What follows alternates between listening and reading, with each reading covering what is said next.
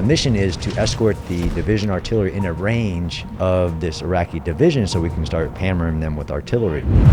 I'm the lead vehicle of this large convoy that we're going to drive as close as we can to get to this division headquarters. We go down a dip and we come up, and then the gunner screams, break silence, stop. As soon as we pulled in, we knew that everyone could go cleared hot. Then we started getting return fire, which isn't the fun part of it. And then we started getting orders starting to rain down on us. That night was that first firefight where had we gone into that water canal, I wouldn't be here with you again. Fast forward to when you get to the Solder City, you're basically running the show. I would love for you to kind of walk us through what's going through your mind when you're plucked and put in that position and faced with that level of responsibility of 150 men's lives on your shoulders. Yeah, well,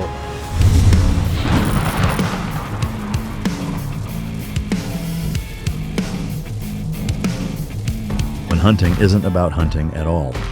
Team Dog features comprehensive and customizable meal plans with dry and raw food options to meet your dog's unique nutritional needs, including digestive sensitivities, allergies, or selective eating. Did you know combining 75% dry food with 25% raw food delivers robust, nutrient-dense meals for your dog? Be your dog's hero with Team Dog.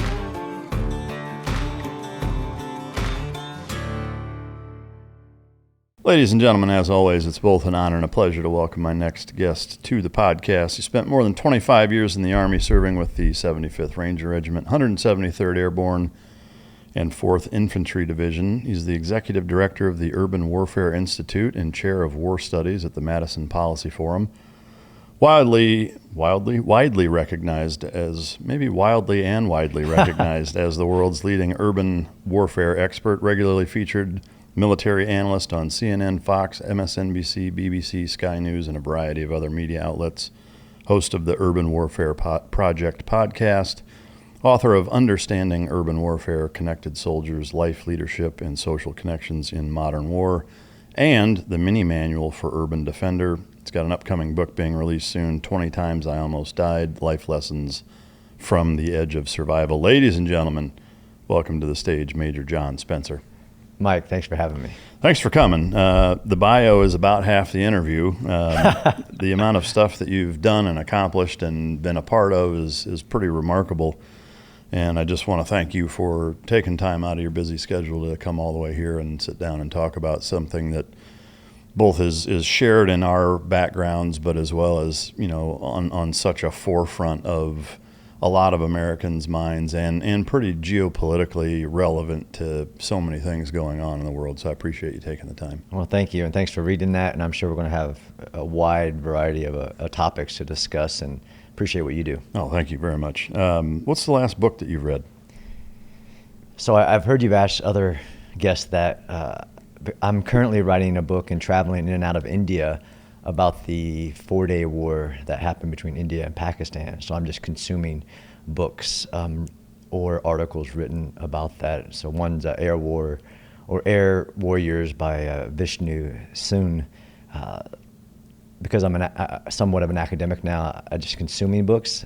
This weekend I got the question though that most people don't get, but it's what's the one book if I want to understand things about war and warfare should I read? And having taught strategy at West Point, there is no other book than On War by Clausewitz, probably the most quoted, underread book next to the Bible there is, but not only did he teach us how to understand war, he taught us how to study war. I imagine there's no way to reduce that to a singular takeaway, which is usually my follow-up question, because most people's books are far less complex than that one. Is there a way to Reader's Digest summarize it, or is it kind of too complicated to do quickly? Not at all. I mean, there are some maxims, as much as Sun Tzu's Art of War, where actually in Clausewitz says this, that if you have some nifty theory about war and it doesn't stand the test of cases or time, you should throw it out. And there is a little bit of that out in the world today. So Clausewitz, some of his main takeaways that war is policy by other means. It's always political. There are so many of the maxims that come out of his book, and that's what people quote rather than really take the chapter that says, well, this is how you study a war. And we give that to, like when we did at West Point, give it to cadets on, that's what you really want books to do, is not teach you what to think, but how to think. Yeah. And Clausewitz does that. He gives you a way to analyze campaigns and wars, and it's pretty simple. And hopefully that's what you take away from it. You take away some of these enduring principles that, he says, everything in war is simple, but even the simple is difficult. All these maxims that I use in a lot of interviews all the time, because there's nobody who did anything better, and he's considered the master of masters for a reason. But that one takeaway is how to think about, not what to think. It's fascinating that, that something so simple that I strongly believe our basic education system severely lacks here in the United States nowadays, but something that's so simple, yet A, so profound, and B, so skipped over so often.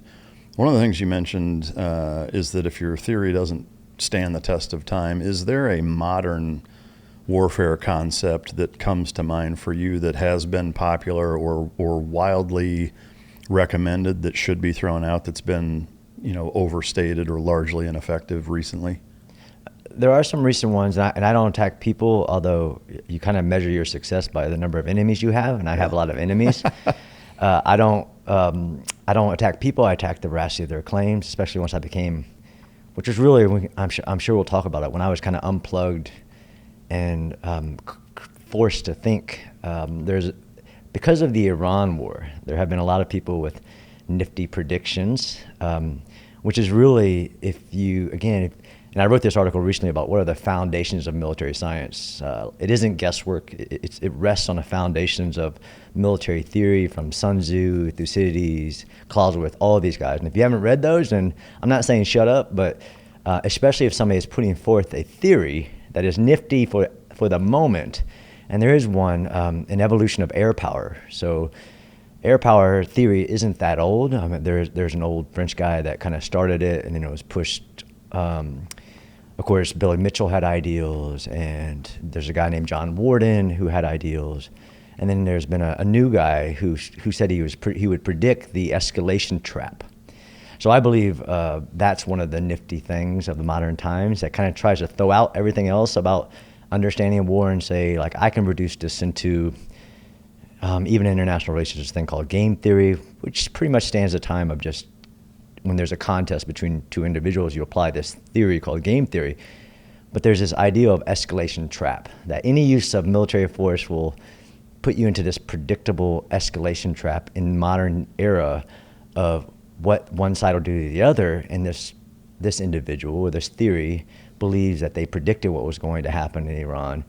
And if you truly believe, and you're a student of war, there are three things that will never change in war. It's human, it's political, and it's uncertain. So if all these people who come, and Clausewitz wouldn't even do this, like Clausewitz was talking about understanding the wars that had happened. He was both a loser against Napoleon's army. He was a loser. So he was trying to develop a model to understand what had happened, not predict the future, but also arm people with how to wage a war, how to think about strategy.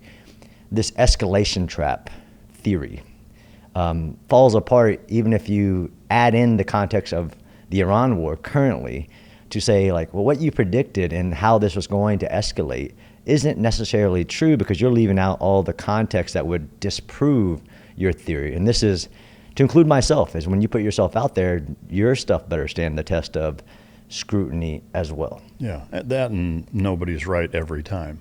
Especially in an unpredictable contest of war. Yeah. Well, and I imagine applying that same kind of test of a theory to the Venezuela would also disprove that, because taking a step back like that as an action in isolation is unquestionably picking a fight with anybody else. If we had done that to any country that had enough of a military to respond, there's zero chance they're not responding. I would assume. I can't imagine a scenario that exists, but where they wouldn't. But would you say that would also kind of further disprove the escalation trap? So having to do this a lot, yes, of course. One article, Well, somebody asked me where the one article I would say anybody who ever deals with war should read is Michael Howard's article called the Use and Abuse of Military History. So he says, people will use history to prove whatever they're trying to say, to argue. So you have to study a military event within the width, depth, and context.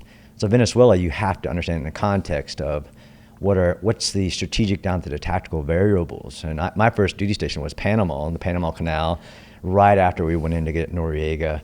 And the similarities there are a lot it's very similar to what was happening during the Panama, Operation Just Cause, with the Ranger Regiment and everybody else. So people want to view the Venezuela in the current context and the current legitimacy and the current, what does it mean for war and for somebody responding to it. It's really hard, but I agree with you. It just proves an escalation of, well, I did this in order to achieve my goal. So what was my goal? And that's really that I get in arguments even in Iran is, what was the goal? And then we can start, I guess, criticizing whether we achieved it or not. Venezuela is pretty clear. This was the goal, achieved it, and they couldn't stop us from achieving it, and it was proven to be right. And this is the case when trying to comment on current affairs. Like, we can do it about Iraq, or we can do it about Afghanistan, all of these things.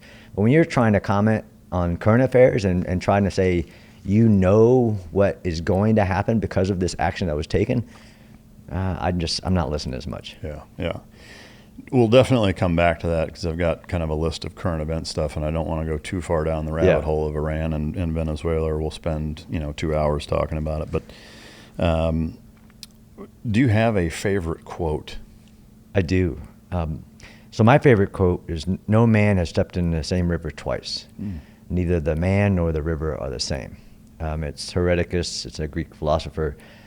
Even in my own career, in that book that I published, or will be published soon, 20 Times I Almost Died, every story of me is I'm a completely different person. And even if I was to do an interview 2 months ago, I've learned, I've changed. I truly believe that nobody steps in the same river twice. Which means this interview is going to be way better than Jocko's interview. I will, sure, yes.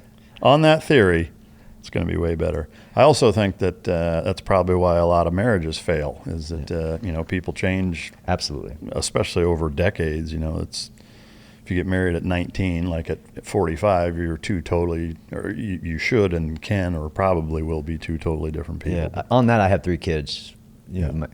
My pride and joy. And I was talking to somebody recently, having a kid, does it change you? Of course it changes you. Yeah. Is that a bad thing? No, you have to evolve. Yeah, give the Kamala Harris answer. No, not really. Yeah, I don't see any difference. I agree. I mean, to say it's life changing, I think, is an understatement. Yep. From a military background, and having been a war fighter and carried a weapon, the common "what's your EDC" question is something I like to ask. Most people are comfortable answering it, not everybody. I'd love to ask, do you carry living where you live, and if so, are you willing to share what you like to rock most of the time? So I would never say I don't carry, because I think that's one of the biggest, to include in nation states and in war, is deterrence theory, is that you're prepared to execute lots of violence, and people know that. So of course I carry, I actually change what I carry, and to be frank, I follow some of Shawn Ryan's guidance, because he always asks that as well.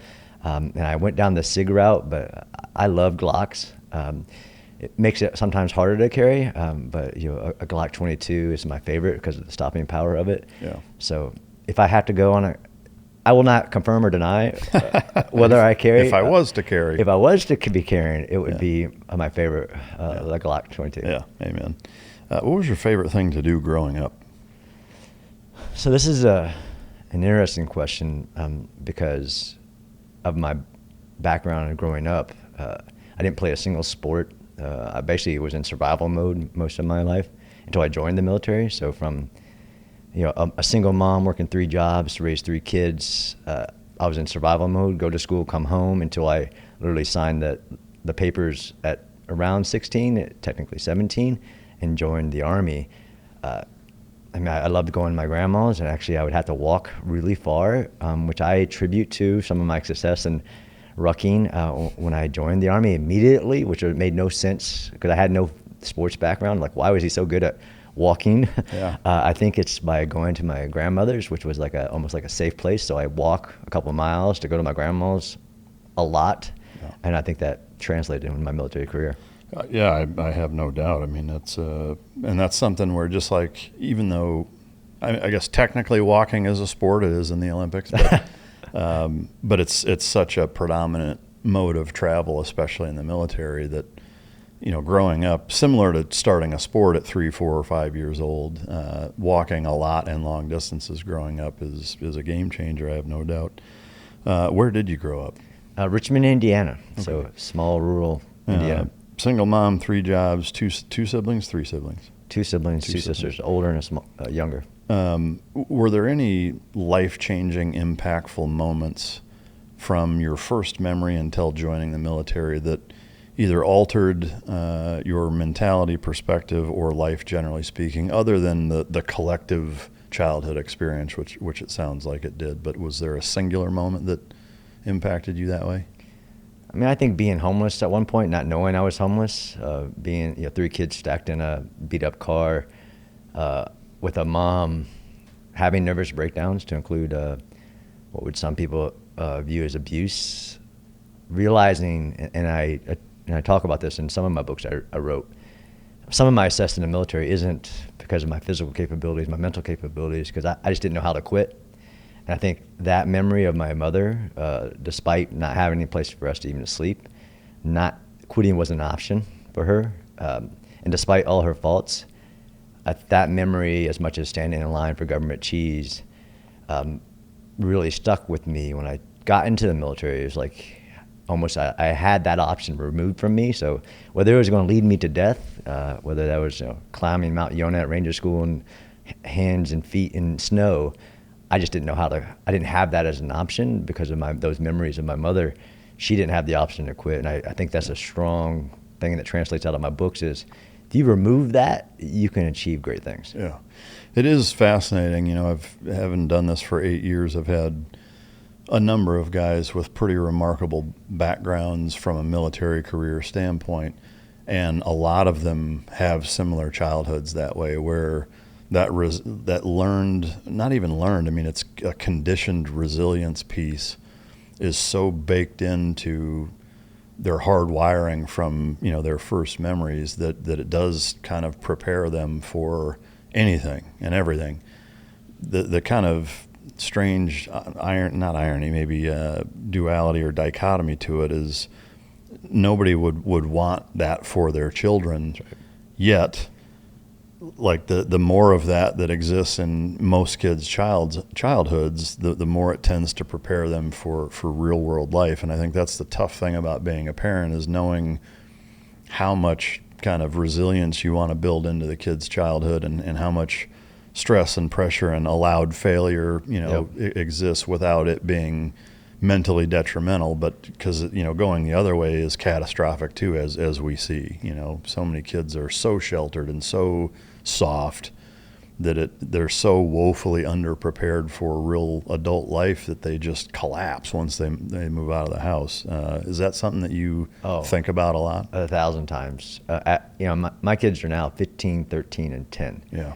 And I get that and other people have commented on, like, I like to provide, whatever it is, I'm providing for the kids. And traveling the world like you and seeing other societies, that we like to say there's a universal aspect between parenting, is you always want something better for your child. That's actually not true, depending on how radicalized a population is, where they actually want death for their child and their vision of their religious faith or whatever. Where have you experienced that, not to interrupt? Gaza. Really? Yeah. Wow. Where the mothers have babies and their sole goal for them is to be martyred. Wow. So they produce more offspring so they can have more martyrs, and that's the actual goal. And the ultimate accomplishment is to be martyred in the pursuit of destroying Israel and all the Jewish people. On what experiences or if you want to say data have you drawn this from? From like that statistic or ideology, like where does that, like where did you come across that, learn that, experience that? Sure. I mean, I'm sure we'll get into my Gaza research. there is academic studies, and whether it's survey data based on surveying children or observing the education system. I mean, this is a kind of, I'm sure we'll get deeper into it. In like Gaza, if you've ever seen their Sesame Street, it's a version of like this evil Sesame Street, where the character is talking about, what do we want? We want to kill Israelis. What do you want? Y'all want to be martyred from birth, the radicalization in the education system. So there are organizations that study like what is the education system and what are the tools of radicalization in closed societies. Whether you call them fear societies, which is going back to the Soviet Union or the Islamic regime in Iran, and in Gaza. There is studies on, what is the education system, to include summer school, like in Gaza, which Gaza is unique actually because of it's a closed environment. And a lot of times, if you can influence, whether it's through Christianity or other religion or just information like Western culture, there is studies on showing if you can get access to information, keeping them radicalized is harder. Yeah. I just did a panel with somebody from Lebanon who would tune in to Israeli radio to hear what the Israelis were saying, despite all the education that he had gotten, that they want to do certain things. But if you live in a closed society where you can control the information as much as Russia does with control in China as well, you can keep them from that information. But within Gaza, that the mothers, so those aren't my quotes, those are quotes from mothers in Gaza saying this is the goal, or like the leadership in Gaza. So a lot of people criticize me for my research in Gaza, although I'm the only person outside the IDF that has been into Gaza as much, embedded with them, watching them do operations since October 7th. Usually I'm quoting Gazans, either the leadership of Hamas that says we need the death of our women, our children, and everything to achieve our goal to destroy Israel, or like these quotes from mothers or the statistics or the studies on the education system. Yeah. For sure, this topic will turn into a much longer discussion, so we're going to slap a pin in that real quick. Yep. I promise the viewers we will come back. If you want to skip everything because that's all you're interested in, you can check out the chapters in the timestamps. But was there a catalyst during your childhood that made you decide the military is what I want to do, or was it more of this is my best option to get out of the current environment? Yeah. I wanted to go back and answer your question about my kids because it's so important to me. Yeah. Absolutely have that, don't want to provide too much for them, want them to struggle. And that's where you can get sports. We do some things that are just hard. There's a really hard things, and then they get through demonstration. You can tell them all you want, but if you don't lead them through doing hard things and guide them through, you don't have an option here to quit because we're so far into this trail or this hike or whatever, is a big part of what I do. Yeah. No, there was nothing particular. Of course, I watched, movies and in my first book, Connected Soldiers, I talk about how much of what people in the military think is actually guided from their childhood of what they watched on TV, whether it's, Rambo or, now we have Band of Brothers and things like that. They're taking that directly into the military. And sometimes there's a cognitive dissonance, it's not like that, you're doing other things. But because of my background and knowing that there was nothing for me after high school, I bought what the recruiters were selling. Of course, what they sold wasn't exactly the truth, but by the time I was 16, and again, with no father figure in my life, I was watching the Laserdisc videos of the Rangers in my local recruiting office and buying, I want that. And the be all you can be, the adventure, and I got it all. And I technically, what I tell people as well is I almost got re-raised in the military because I was such a blank slate, not just in the physical, but even in the mental of how to eat right, how to give respect, how to get respect. I was a blank slate, which is both a good thing and a bad thing, I guess. Yeah. It made me kind of smirk hearing you mention specifically Laserdisc and not video or whatever. I remember those days for sure, which was a very short-lived technology. But all right, so once you came in, kind of walk us through your career timeline and how it went. Sure. So joined at 17, graduated high school, went off to basic infantry. I was told that I wanted to be a Ranger, and I was told that 11 X-ray unassigned airborne was the same thing. Of course. And classic recruiter. Yeah, classic recruiter. And of course, when you get done with airborne, just there'll be somebody there you can join the Rangers after that. There wasn't, and I'm glad there wasn't, because I was a 17-year-old kid that didn't know how to run 2 miles. So I needed more development, which is a thing that people will tell you, like, you're not ready, and go back. So infantry basic, airborne. My first assignment was the jungles of Panama. So I was actually in the first of the 508th Airborne in Panama before it closed. From a rural Indiana small boy shoved into Panama, it was definitely a culture shock, not just the military, but being shoved into a third world country and starting to do patrols in the jungle at night. Full of stories just from that first really 9 or so months, because the unit closed. Why they sent me to a unit that was closing, who knows? But it's just the cycle of the machine. I went from there to being Op 4 for JRTC, another kind of career imprint. As you mentioned about childhood, I believe we have those in the military as well. It's like your first unit, some of those are first experiences. If they're good, they imprint on you really good things so you can survive the bad, because what we always told people in the military, like, oh, you want to give up based on this one assignment? How about you wait till the next one? Because they're so various. So I was Op 4 for JRTC, learned one of the best jobs in the worst locations in the world in Fort Polk, Louisiana. No offense to Louisiana, Fort Polk itself, but the greatest job, just to go out and hunt men. A lot of the field craft that I still, I learned in being Op 4 for JRTC, I would use 15, 20 years later. And then I applied to go to Ranger Regiment. And so I went to RIP back then and made it to second of the 75th Ranger Regiment. It was about a year, got my ear bit off in a fight, different conversation. Had to leave for a little bit. And then I went to the first of the 508th in Italy. So at that point, I'm a staff sergeant in Italy, a part of a really wonderful unit in Italy. Come back, and I'm teaching at the Infantry Mortar Leader course in Fort Benning, Georgia. At this point, I'm Sergeant First Class, doing boards and competing, and some great first sergeant said, you need to try to be an officer. And at the time, I was taking college at night and whatever, because that's what you do when you're progressing, is you're on this path. I also tell soldiers, like, it's not hard to get promoted. They actually give you, literally, they call them blueprints. Do these things, and you will get promoted. So by 8 years in, I was a Sergeant First Class, competing also to be like best NCO and things like that. And one of the first sergeants said, you need to apply to be an officer. So I applied for officer candidate school. During that time is 9/11, because I joined in 1993. So as I was transitioning, 9/11 happens. I already had the assignment, went to officer candidate school, did a little, not lying, but at that point I was a jump master, Ranger, former Sergeant First Class, all of that, and I wanted to go back to Italy, and that's really not how it works. You go needs of the Army, and I figured out how to get myself back to Italy. At that point, it's the 173rd Airborne, and this is 2003.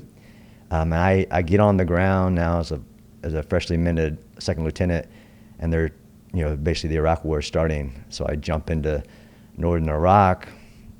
People argue about the combat jump, but did a static line combat jump into northern Iraq, a part of Operation Northern Shield, or Operation up there to keep the Northern Army busy. Have an amazing year-long Iraq tour in OAF-1 as a platoon leader in the 173rd. Some amazing stories, just a different time. Come back from that deployment, the way the OCS worked at the time, and it ebbs and flows as the Army needs to turn on the spigot to create officers. I needed to go back to college to get a bachelor's degree, so I stayed in Italy, went to school on post to get my bachelor's degree. Then I go to Fort Benning to do the captain's course, come out of that, and then one of the life dreams as well, I get to be a Ranger instructor in Ranger School after that, compete in the best Ranger competition, get defeated by the guy that I actually travel the world with now. A guy named Liam Collins wins it with, actually, he wins the best Ranger competition with a guy who was a Ranger sniper with me while I was in 275 lived down the hallway. Oh, wow. Just, you know, the Army's so small. Get a call while I'm an RI by the big Army saying, do you want a company command in combat? And the answer to that question is, of course, yes, I do. And they're like, okay, pack your stuff up, get to Colorado and fly into Iraq, into Baghdad to take a company because this point is the stop loss, the surge, and everything. They're so needing of officers. So I fly in to take a mechanized infantry company command, and I had been airborne ranger for 16 years at that point. Like, I don't know anything about mechanized infantry. I'd never been in a Bradley. Like, you'll figure it out. Take command. Classic. It's during the surge, actually at the height of sectarian violence. So I'm involved in the Battle of Sadr City with the 4th ID, and that's where I take my company. It was such an experience. I wrote a whole book about it because where the Army was at that point, and then what I call operating in the red. Every element of what the Army was doing, we were at our limits because we had started the stop loss, taking everybody no matter what happened to you. And it was a really hard time for the Army, but I got to see the transition of the violence plummet because that was like the final battle of the Iraq War, was the Battle of Sadr City. I finished that tour, which was actually a 15-month tour. I moved back to 4th ID, and then I joined because at that point, officers get a lot of options after your company command, so I did a broadening assignment, which was also life-changing. I did the Joint Chief of Staff internship, where for officers, they send you to Georgetown to finish your master's or get a master's, and then you do 2 years in the Pentagon, either on the Joint Staff, Army Staff, or Secretary of War staff. So I did 2 years in the Pentagon, 1 year where you just travel to every combatant command and learn through the combatant commanders how he views the world. Just an amazing experience. And then I did another year on the Army staff with the MNRA, which kind of does like the G1, like how do we man the Army, which all these events are now starting to teach me stuff that what they're supposed to do, broaden you from the tactical to how the Army runs, how it all works. And then I have one more year after that where I join a 4-star general, Odinero, who I actually worked for in OAF-1. He created a strategic studies group, which was a think tank. At this point, I'm like, you know, as tactical as you can get, a former sergeant first class, captain who had platoon leader time in combat, company command in combat. I'm not an academic, but I needed a year gap, so I applied to be in this think tank that he was creating called the Strategic Studies Group, and I somehow made it. And then for a year, not only did I learn how to do research, but I basically got the Chief of Staff of the Army's access to the Army to go around, and that's basically what he assigned us to do, go look at things we're not looking at. That year, we looked at megacities and whether the U.S. military could conduct operations in a megacity, which is any city over 10 million. And that's where I got the urban bug, because I'm sure that's one of the questions, like, how did this urban warfare thing you're doing? I did that for a year. It was life-changing because it almost unplugged me from the matrix. Not only do you get to see behind the curtain how it all works, you get to see things like how does the entire U.S. military, like why is it the size it is, its capabilities, because of these planning scenarios that we have. And I just get unplugged from and broadened, but also on how to do research, how to write, because this group of 20 was 20 senior level officers to include, former Delta Force commanders to 20 or 10 scientists, like neurological sciences, things like that. And the whole point of the course is to teach you how to think and then do a little thinking for the chief. But the Army also says, okay, now you got to move on. So I did a year of that, and then I followed my ex-wife to West Point and started, which is another life-changing moment. Get to West Point, didn't go there, of course, but get to teach strategy at West Point. And then because of the research experience I had had with the Chief of Staff of the Army, I got to stand up a research center called the Modern War Institute that you would think that we already have, but we don't. A center that studies the wars that are going on right now, not the ones in the past. I helped and co-founded the Modern War Institute at West Point. So I'm teaching strategy, stood up a research center, and started writing about urban warfare. And then I retire around 2018, and I kept doing the research, and that's where I find myself now, wearing a few different hats depending on the conversation I'm having, where I travel the world, which is its own history of how we stopped doing that. If you go back to like S.L.A. Marshall and Slam or others who would go into war zones, not because if you're in a war, and I've learned this, even writing the history of the Battle of Sadr City, you really don't know much other than the fight that you're fighting and the mission you've been given. We used to have war researchers, war observers. We don't anymore. And I fell into this career of being able to go into war zones to figure out, based on my own research, what's going on, what happened, why it happened. Man, that's an incredible path, you Yeah. know, and it makes even more sense why you do what you do now, given the depth and breadth of your career in so many applicable ways. I am curious. There's a couple of things that stood out throughout your career path that I wanted to revisit if we could. Yeah. Are you willing to share the fight where you got your ear bit off? I have to be, since it's one of the chapters in 20 Times I Almost Died. Yeah. Because I think, going back to the kids story, all of these chapters of this book, 20 Times, it has a lesson. The number one lesson of that one is respect. A lot of kids, to include my son and others, fall into the trap that people can disrespect you. You know, gangs survive on that. You disrespect our honor. In the book, I tell the story of, I'm in 275. I'm at not even a party. People think I was drinking during this. I don't drink, actually. Never did. I'm at a party. I get knocked out by a baseball bat, and I'm just me and my Ranger buddy. I get knocked out by a baseball bat.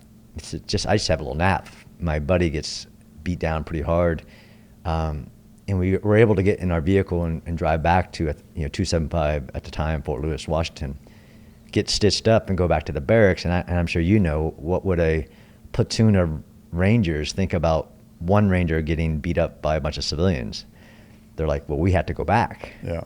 Right there, mistake. Yeah. Right there. But young kids with prefrontal cortexes that haven't fully developed, thinking that they've been disrespected, right? Which is the bad side of, which I've written a lot about, of cohesion and esprit de corps. There is a bad side to it. It can take on bad group norms. It can take on bad traits.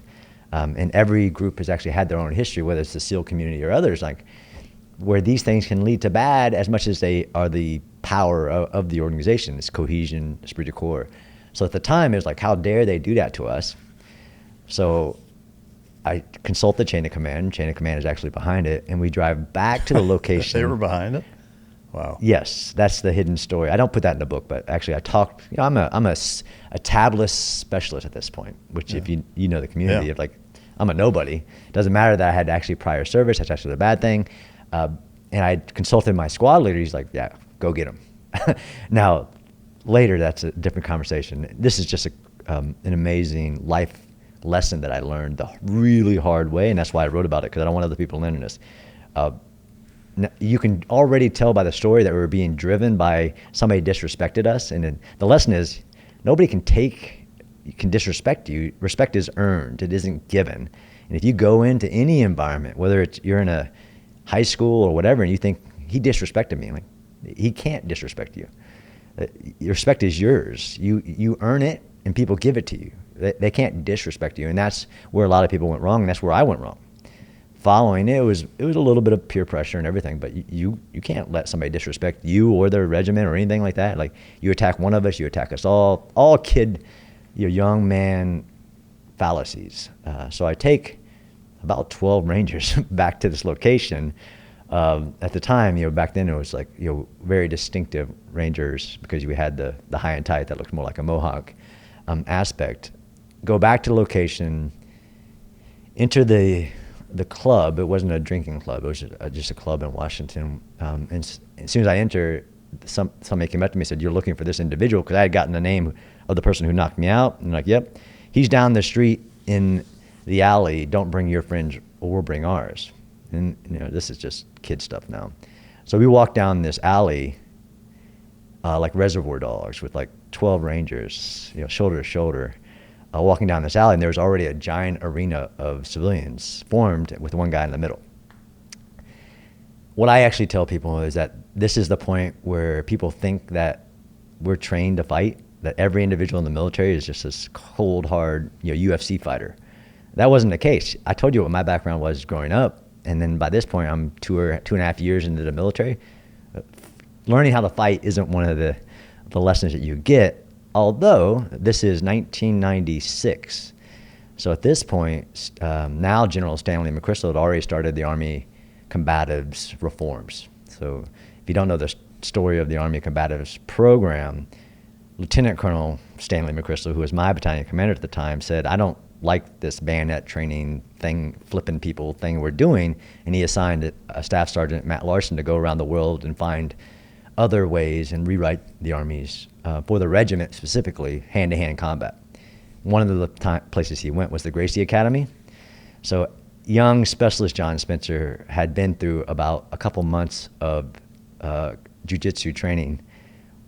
This is interestingly, like almost like the Forrest Gump of being in certain locations that I have in my career, and there are many of these, but the Forrest Gump aspect is that I had actually been through training by Hoist Gracie himself, who came out to the regiment, gave lessons, and then we would do a rudimentary version of the Circle of Death. And just, so as I'm walking down that alley, I had been in one fist fight in my life and had almost zero fight capacity, but I was about to enter a ring and fight to what I thought was the death. And all of my physiology is going off the charts, right? So all the cortisol, the adrenaline, all of that, because I was unprepared for that moment. And this was really going back to why do we train so hard, is that, and I've learned this in combat, so we want to make training harder than the actual event. We want to make it so it's muscle memory, so you're not thinking.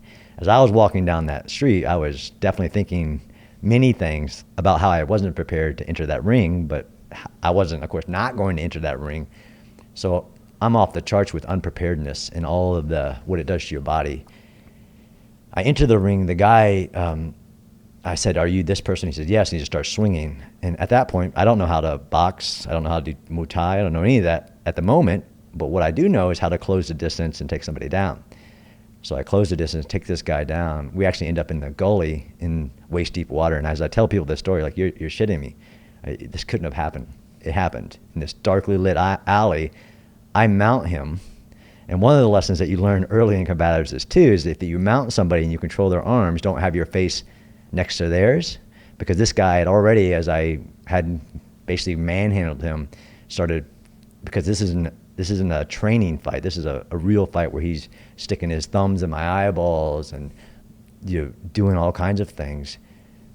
At that point, when I was mounted on top of this individual, he reached up and bit into my ear. I thought he bit into it. I didn't know he bit it off. I got him in, because I had been learning it, like a crucifix choke, and to where he passed out. And he's laying there, and everybody's like, he's done. Stand up, feel like I've been victorious. I had taken my shirt off before the fight, and they said, hey, your ear looks bad. Literally like a movie, the cop cars are rolling in at this point, and everybody's like scrambling to get out of there. And I have this t-shirt on my ear because it's bleeding. Get into the car with the other Rangers. We start speeding back to Fort Lewis. I don't know why he's driving so fast. And I put the mirror down, and I look at my ear, and it's gone. Yeah, that's wild, man. I mean, that is like a scene out of a movie for sure in so many ways. But the lesson is there is no reason. Yeah. It was dumb. And this is a whole lesson, which I hope gives a great conversation about what is respect. Right. Which year was it? Left ear. Yeah. Wow. Yeah, that's wild, man.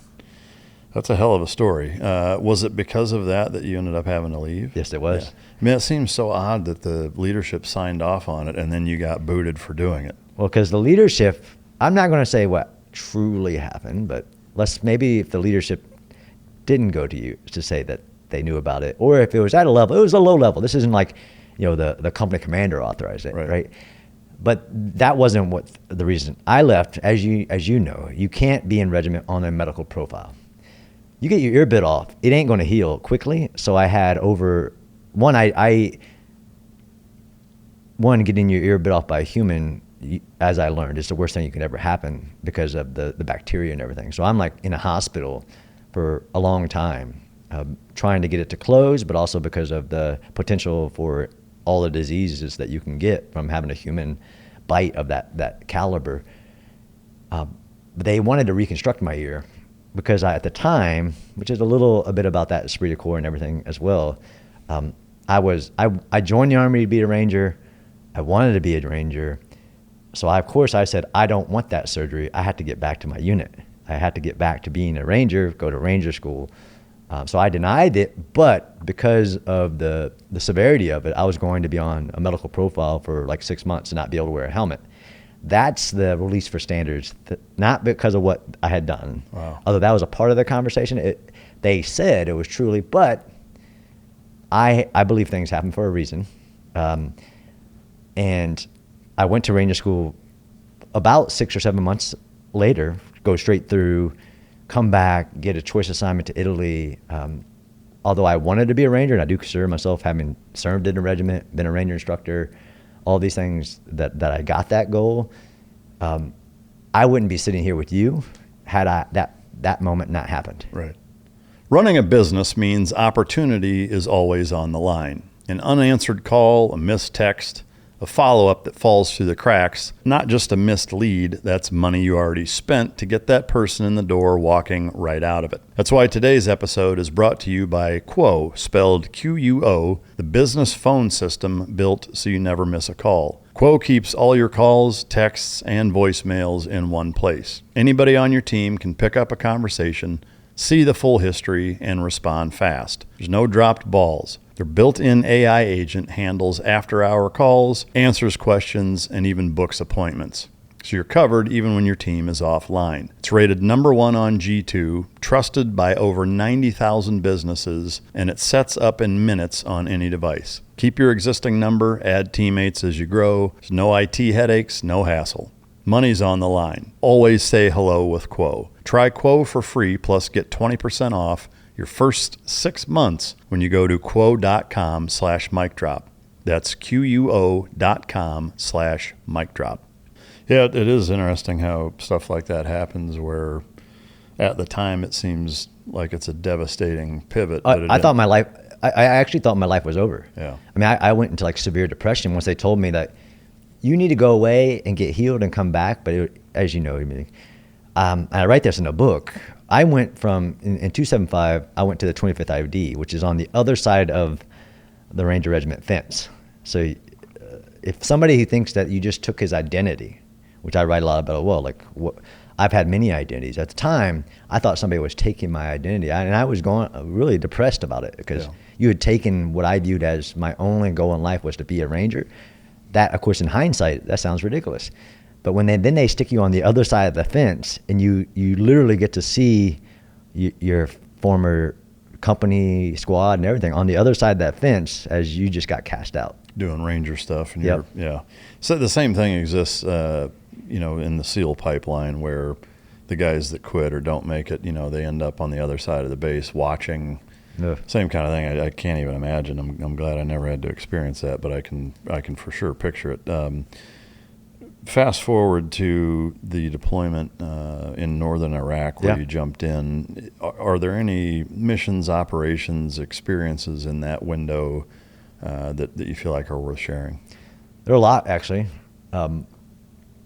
Just an amazing opportunity, though, of course, lots of people have deployments, but to be the first and the how many missions that we did as a platoon where you're like, I can't believe they're really the people get used to in deployments, not get used to, of course, not everybody, but at that moment, I didn't realize until I went later, back in 2008, or more of your stabilization mission, things like that, how much autonomy I had as a platoon leader, where I'd literally be given a mission and nobody would talk to me for a week and a half or two. And all I was doing is hunting bad guys, going to certain locations that they told me to. But there was a commo issue at times as well, like go do great things. We trust you. In that whole mission command element, the autonomy we had during that. But the night of the jump, again, was so traumatic that I've written multiple chapters of a book about it because, of course, the esprit de corps that we felt doing a combat jump and getting that opportunity, but we also jumped into, because northern Iraq, it's very, it had been raining for a week, so we jumped into almost like rice fields of mud. So I told people for the entire time I wore the combat star on my Jumpmaster wings that it was a mud stain, not a mustard stain, because we train really hard in the military, and I did the best ranger competition and everything.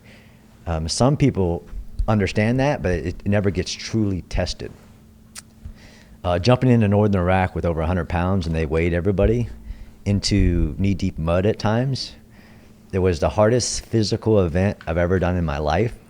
And some people failed in that moment. So there were people who weren't physically ready.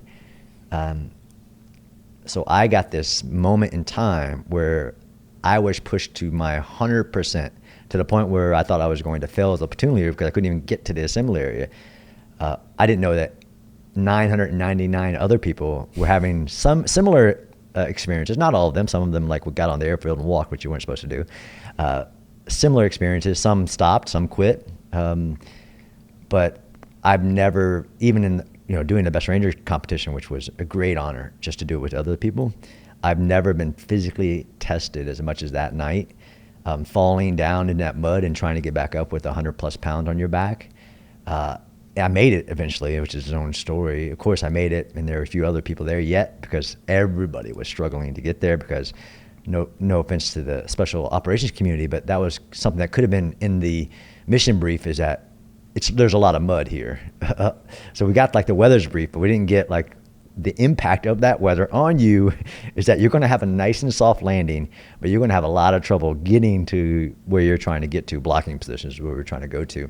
And I woke up the next morning, we didn't sleep, but I've never had that amount of lactic acid form in my body as well as the war that I had with that mud that night. Because every time you fell down, not only were you struggling to get back up, you were trying to protect, like good infantryman, your weapon not to get muddy, your night vision goggles, all of that.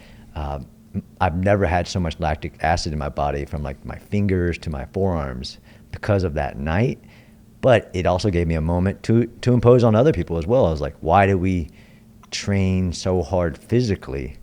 Is because despite all the modern technologies of war, we still have to put young men and women doing really hard things, moving really heavy equipment, which is I got involved with studies on like trying to make people lighter and things like that. I don't care. We still have to put really heavy things on people and ask them to move it for really far distances, going back to the walking aspect of it.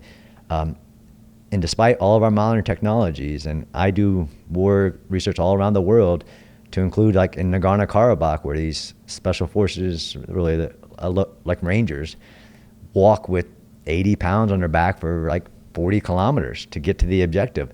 That isn't gone. So that moment that I got put to the test, even though I had done 30-mile road marches in Regiment and things like that, to really say the so what of it, and then to be able to pass that on to other soldiers on like, why we do this so much? Because you will get tested in the real show, basically. Yeah, I mean, that's the truth. There's certainly times in my career where things that we did in real operational capacities, or even just in training in the SEAL teams, was tougher than anything in training, And it was usually something like that. It was an unexpected thing, It was a vehicle breaking down, or something that wasn't planned. That it's all right, well, this isn't happening, so we got to do this now instead. And you're just like, what? Can I give you another famous quote? Colonel Tex Turner, have you heard this one? I don't think so. I woke up in a heavy sweat in a foxhole with a lot. I'm paraphrasing, and he realizes, well, thank God I was in Vietnam and not in Ranger School. Yeah. So it's the quote that we use at Ranger School till today. Actually, he taught it at West Point in the same department I did, Department of Military Instruction. But of course, Ranger School is a variation for us of, we're going to push you to your limits, and hopefully combat is not as hard. Yeah, for sure.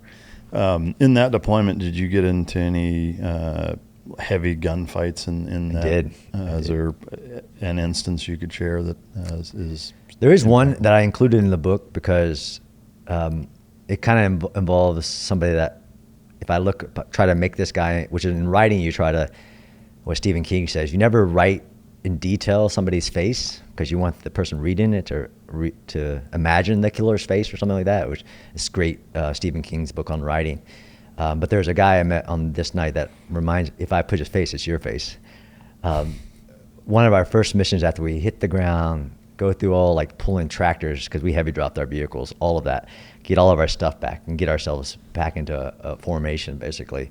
We head south towards Erbil, and this is 2 weeks. So we jumped in March of 2003. So within a week, if not, because our mission in the north was to hold this division of Iraqi army into the north so they don't move towards the center of gravity, the Battle of Baghdad, which I actually had General Perkins on my podcast. If we talk about that, that will be an amazing conversation of how we conducted the regime change with a very small force. It wasn't supposed to go that way. Had him on my podcast. But while he was doing that, marching at a speed that nobody's ever seen, the 3rd Infantry Division from the south, we were in the north trying to hold this Iraqi division down so it doesn't go south. Pretty basic. But within a week, we're in Erbil, and this division's still there, and we need to go attack it, basically, to make sure it knows that we're there, let alone, of course, do the combat jump, which was technically an airborne reinforcement is what it was called, but to signal. So within a week, we get assigned a very large mission for our battalion and brigade, which is to escort the brigade's artillery in range of this Iraqi division that is arrayed around near Erbil, basically driving distance from Erbil. Because I was, at the time, the airborne was experimenting with having a heavy weapons platoon.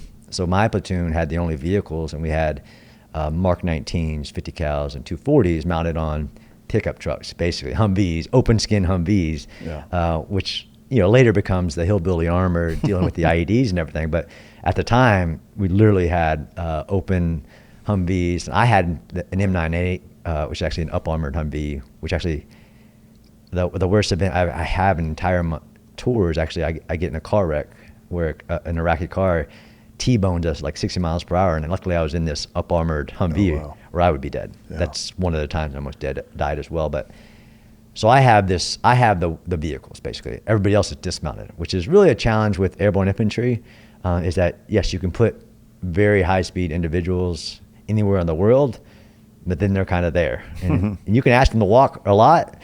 So they were experimenting with vehicles. So they gave us, it was really a new doctrine, gave us the vehicles, heavy dropped a few of them, but I'm now in this mission. So the mission is to escort the division artillery in a range of this Iraqi division so we can start hammering them with artillery.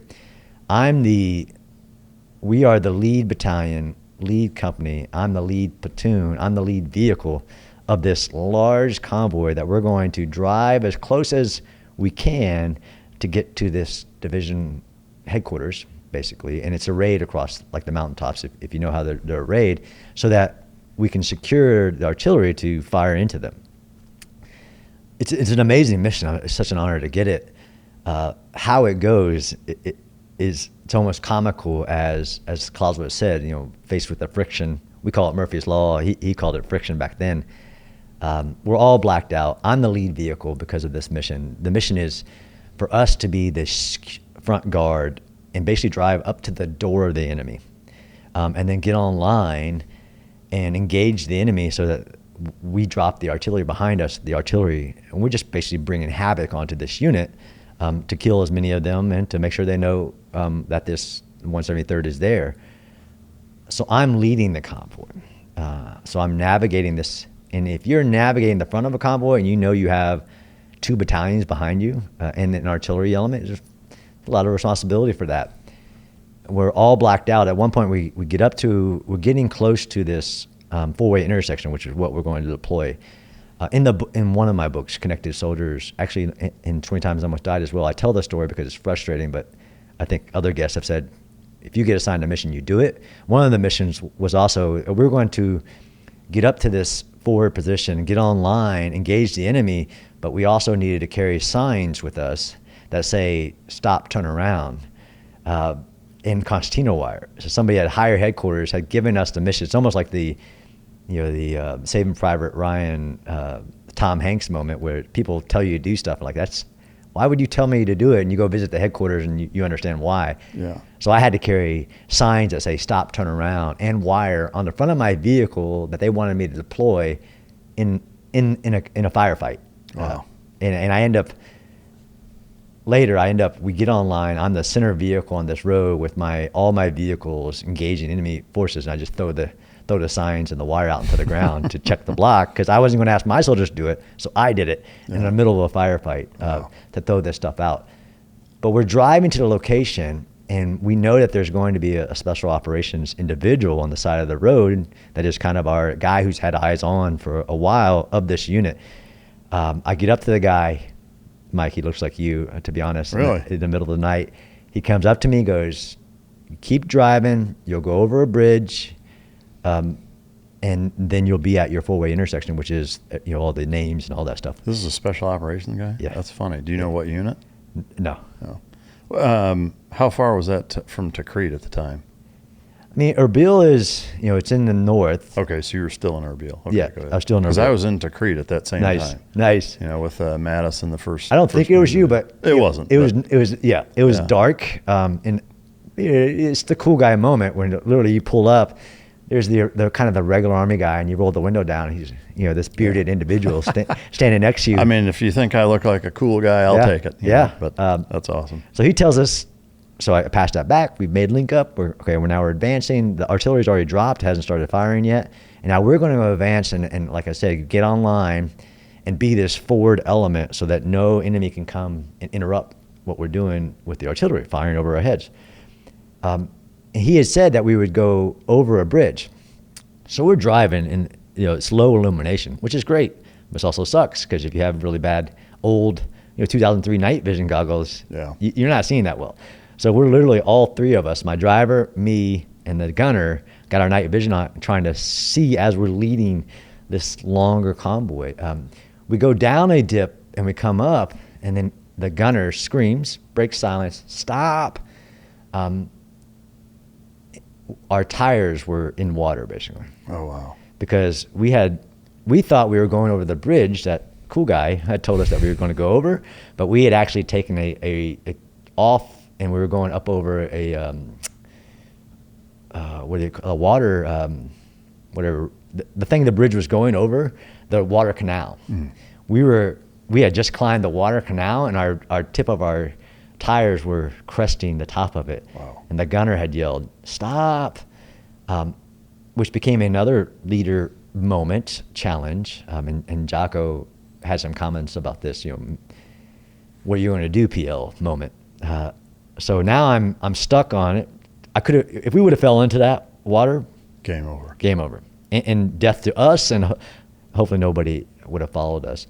But now I have the lead of this convoy on the side of a water canal, off track of where the road is, ducks in a row, basically. How do I turn that around to get back on track? Luckily, one of my non-commissioned officers, again, the backbone of the Army, figures out how to take his truck and get back onto it and basically rearrange to get us back on track to go over the bridge, to pull into this position, which was a four-way intersection, get online.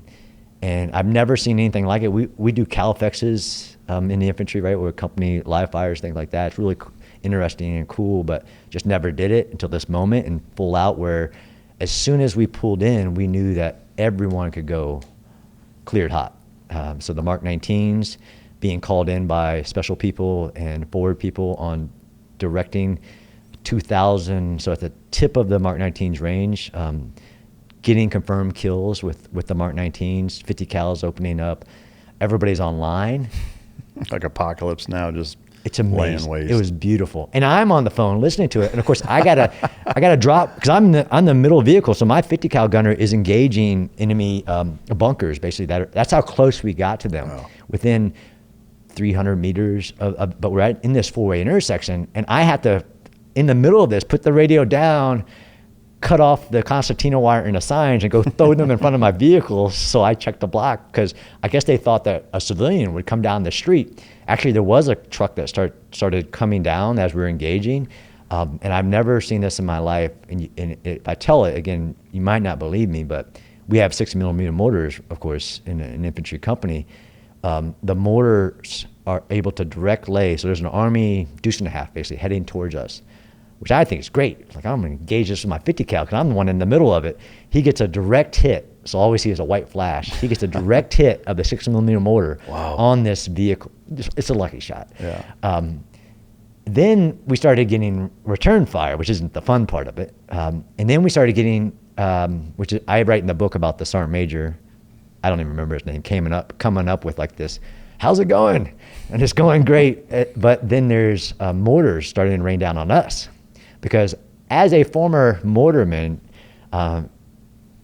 I should have thought through, like, why are we setting up in a four-way intersection? That's a known reference point if I'm that guy. Yeah. And clearly it was. So within minutes of us now unleashing, a few lifetimes you get it. It's an amazing event. Unleashing hell on the enemy. And the artillery, of course, is raining down at this point too. They're going in chaos. Actually, they had discus, and this is how much chaos we were raining down on them, is that they didn't know where it was coming from, so they just were firing in circles. Wow. So we saw tracer rounds going in circles. That's how what you want from them is that level of disorientation. But eventually they figured out at least where some of us were, and that's the first pop and whiz that I've ever heard in combat is this firefight. But then to start hearing the artillery, it's funny because the Sergeant Major, he's like, what was that? I'm like, Sergeant Major, that's incoming mortars. He goes, okay, I'll see you guys later, and he leaves, which is just a funny, almost movie level moment as well. We start, some of my soldiers are actually asking to move forward, get denied because that's not our goal. Our goal is to do this artillery. It's really an artillery raid is what it was. And basically we get to the point where we're almost black on like Mark 19 and things like that. We get the call to basically form the rear of the convoy as they've broken down, headed out. An amazing night. Come back, sit around the campfire basically, which is what my first book is about. It's how we lost that post-combat kind of coping, cohesion, forming moments because of social media. That's my first book called Connected Soldiers. But that night was that first firefight where had that, we gone into that water canal, my life, I wouldn't be here with you again. Yeah. Or, imagine being opened up on when you're in that position. Like, there's no way, you're going to have to bail out and get online and, man, what a tough spot to be in. What a remarkable story. I definitely want to get into the having lost the post-operation kind of casual hot wash debrief, which we will get into. But, I wanted to also kind of fast forward in that because you've done so many things in your career and they've kind of sequentially advanced from a rank and responsibility standpoint. Now, fast forward to when you get to the Solder City, you're basically running the show. Obviously, a platoon leader, there's a significant amount of responsibility compared to what you were used to. But at that level, when you were in Solder City, how many men were under you at that point? 150. 150. Like, what's going through your mind when you're trying to kind of both reconcile and figure out from a threat matrix and mitigation factor of how aggressive to be and how, kind of, is this worth it? How, is the mission worth it? If it is, what's the best way to mitigate, threat and danger? And, what I would love for you to kind of walk us through what's going through your mind when you're plucked and put in that position and faced with that level of responsibility of 150 men's lives on your shoulders. Yeah. The burden of command is a real thing, but it's also an honor and a responsibility. Somebody thought that my background was what this mechanized infantry unit needed. Actually, it was a tank. So it was a 168 armor battalion, an airborne ranger being sent to that. The Battle of Solder City isn't as much as the story as my taking of command. So I get to this unit, what they call March Madness, when Muqtada al-Sadr is upset with an operation that's happening actually in Najaf and other places as the opposite Sunni leadership is conducting operations against al-Sadr and his militia, Sadr City being the heart of his militia and his armored. That's a part of the story, and the Battle of Sadr City is so fascinating from an urban warfare perspective because we do a reverse siege on them. We basically put walls around them, prevent them from coming out to fire their mortars, and attrit their forces. And if you, of course, you know American sniper Chris Kyle, it's the Battle of Sadr City, where he is engaging targets as we are setting up concrete walls, which is an effort to wall the enemy in so he can't come out to fire rockets on the green zone. But also, if they come out to resist the wall, you get to kill them, as Chris was doing. And also, we were cutting them off from their financial base, because then this is all warfare and strategies. We fell into a tactic that actually was attacking their strategy of coercing the market to pay them, and their strategy of needing to fire rockets. So it became, all war is a form of attrition warfare, even maneuver warfare. It has attrition in it, but we were able to attrit them. The story that I wrote in Connected Soldiers, which actually is what we just talked about, it's my 2003 tour compared to my 2008 tour. I used to just accept that I was going to wake up feeling beat up, stiff neck, tight back, that kind of foggy, unrestored feeling like I hadn't actually slept. I thought it was just life, especially with everything my body's been through. Then Helix sent me one of their mattresses, and I got to be straight with you, it changed a lot. I'm waking up feeling like I actually recovered overnight. Got less stiffness, better mornings. Sleep is the one thing that affects everything else, and I wasn't taking it seriously enough. What I like about Helix is they've got over 20 mattress models, so you're not just picking something off a shelf hoping it works. You find one that actually fits how you sleep. They've got cooling options too, which matters in the summer when you're already running hot. Free shipping right to your door, 120-night sleep trial, a limited lifetime warranty, and their Happy with Helix guarantee means that the whole thing is risk-free. They're the most awarded mattress brand out there, and there is a reason for that. Go to helixsleep.com/micdrop for 27% off site-wide. That's helixsleep.com/micdrop for 27% off site-wide. helixsleep.com/micdrop. The armies were different. So not just the men were different, that was a different army from the one that we jumped into northern Iraq, or we did the successfully regime change in Iraq. Yeah, I mean, you've got 5 years of combat experience baked into the collective aggregate total of the psyche of the soldier. But the mission's different, right? Yeah. So it isn't overthrow, it's stability, it's counterinsurgency. It is things going back to what people come into the military to do. And I faced this, which is the story of how do you keep men on mission that might not believe in the mission, right? Because regular infantry, we had to, be the mayor, the sheriff, the reconstruction, the trash man. I had to be the mayor of 3 different areas of Baghdad of over 75,000 people, and my men were involved in that. In the day, we would visit schools, visit clinics, talk to people about picking up the trash, and at night hunt Al-Qaeda or other night kill men, things like that. We were doing that flip of the switch. It was difficult, and I didn't have to deal with that in 2003. Yeah. 2003, we started to do, train the police to take over, things like that. But 2008 was a different war, a different army. Again, I think the stop loss, which people call the backdoor draft. How do you motivate somebody that's being forced?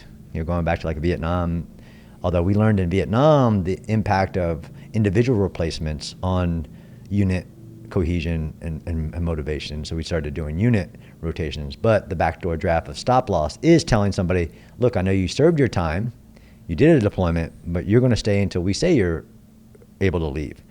So at that time, when I flew to Baghdad to take a company, the company I was actually supposed to take about in 2 or 3 months. As you know, for us, in order to take a company, you have to go through these inventories and count every night vision goggle by serial number. It's an awful experience. Necessary though, accountability.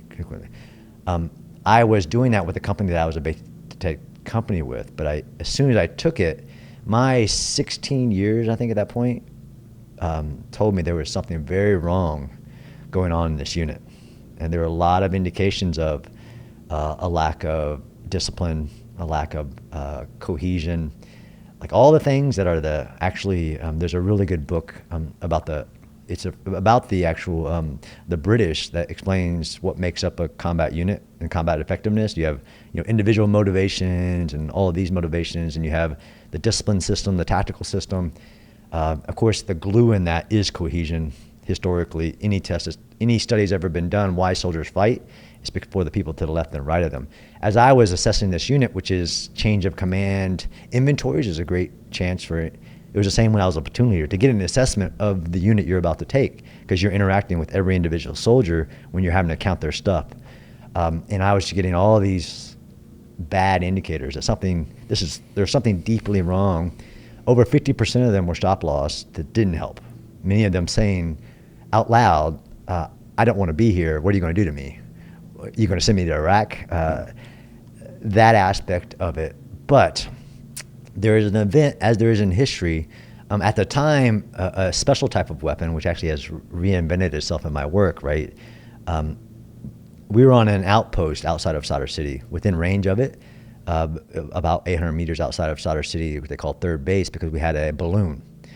I actually used to teach cadets this. Balloons have been around since the 1800s and used in war, and we're still using them today. There's some outside of Gaza because it's a really great way to put up an aerial platform. So we had an aerostat balloon about 800 meters out of Sadr City in order to be able to see into Sadr City, where we weren't allowed to go at the time, because of some special people had a really bad event go on, and the president of Iraq said, you can't go in there, but I want you to have effects into it, which is a whole different conversation. So you had this infantry company in a base they created in a sand lot, basically, and put up concrete walls around it and then stuck a balloon up. And the job of the people in it was to protect the balloon, which isn't a really glorious mission. Yeah. Well, Kataib Hezbollah at the time, which is an offshoot of Hezbollah funded by and trained by the Islamic regime in Iran, Quds Force. There are an echelon of bad guys we were fighting, from Shia, Sunni, Al-Qaeda in Iraq, everybody, criminals, bad guys, to Shia militias, and you had Kataib Hezbollah. There was a special type of weapon that was floating around the battlefield at the time called a FOB Destroyer, which was an improvised rocket-assisted munition truck. So they would basically take a semi-truck and put a bunch of rockets on it, and then hide the semi-truck like in a dump truck or basically a semi-truck itself, and then hide it. And then what they would do is pull it up next to a FOB or a COP or an outpost, and then just pull it up to the side of it, and then hit the button. And it was called a lob bomb. These rockets would go inside of that installation. It's a pretty genius, but it's actually very sophisticated, and only a few. And that's how you target it. But it's so specialized. It isn't an IED that any Joe Schmo, once Iran taught them how to do machined copper plates, could in place. These improvised rocket-assisted munitions, IRAMs, had been hitting posts. Actually, I was in a post where it detonated on the outside, like faulty detonation. It was like a massive bomb like I've never seen, because the truck went off when it wasn't supposed to. While I was doing company commands at this outpost called JSS of the company I was about to take, which I could tell had a lot of issues, but that's fine. It's a different time. I had actually gone to BIOP to count the inventory of a unit that was left behind there to guard the gate. Kataib Hezbollah pulls up a truck outside this installation and launches 9 200-pound bombs into the FOB. It's like Armageddon, wow. Apocalypse Now, truly. And the damage it did was both physical and psychological to this company. That was already low morale, low everything. And the company commander was, I try not to talk about people badly, but he wasn't commanding. He was actually watching movies at night and let the first sergeant during the day, because their job was just to guard this balloon. So he had checked out a long time ago.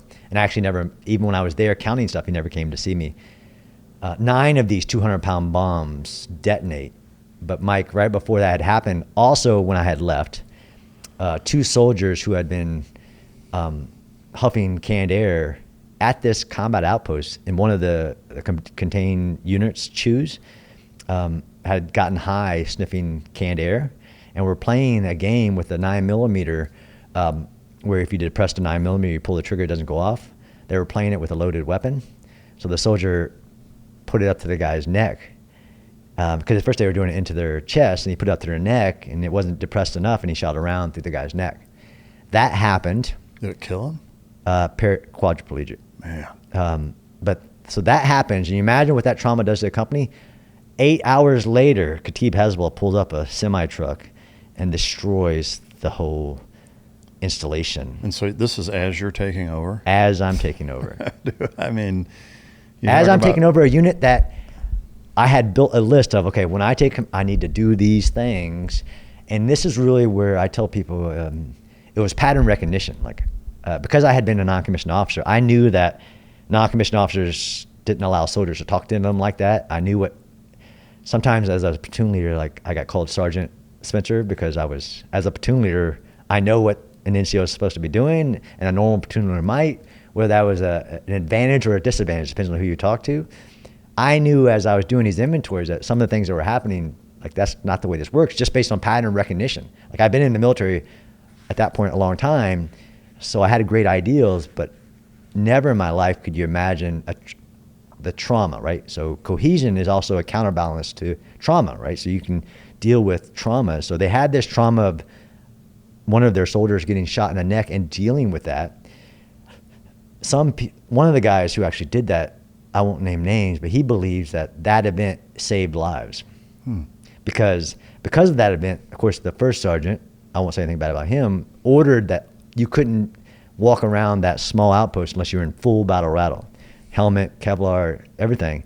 Well, like a few hours, then you have 200-pound weapons or bombs going off, and everybody is literally like laying in their gear. It's not what saved them. It was just truly luck that saved that. Nobody died from those 200-pound bombs, but I lost, Mike, the next morning.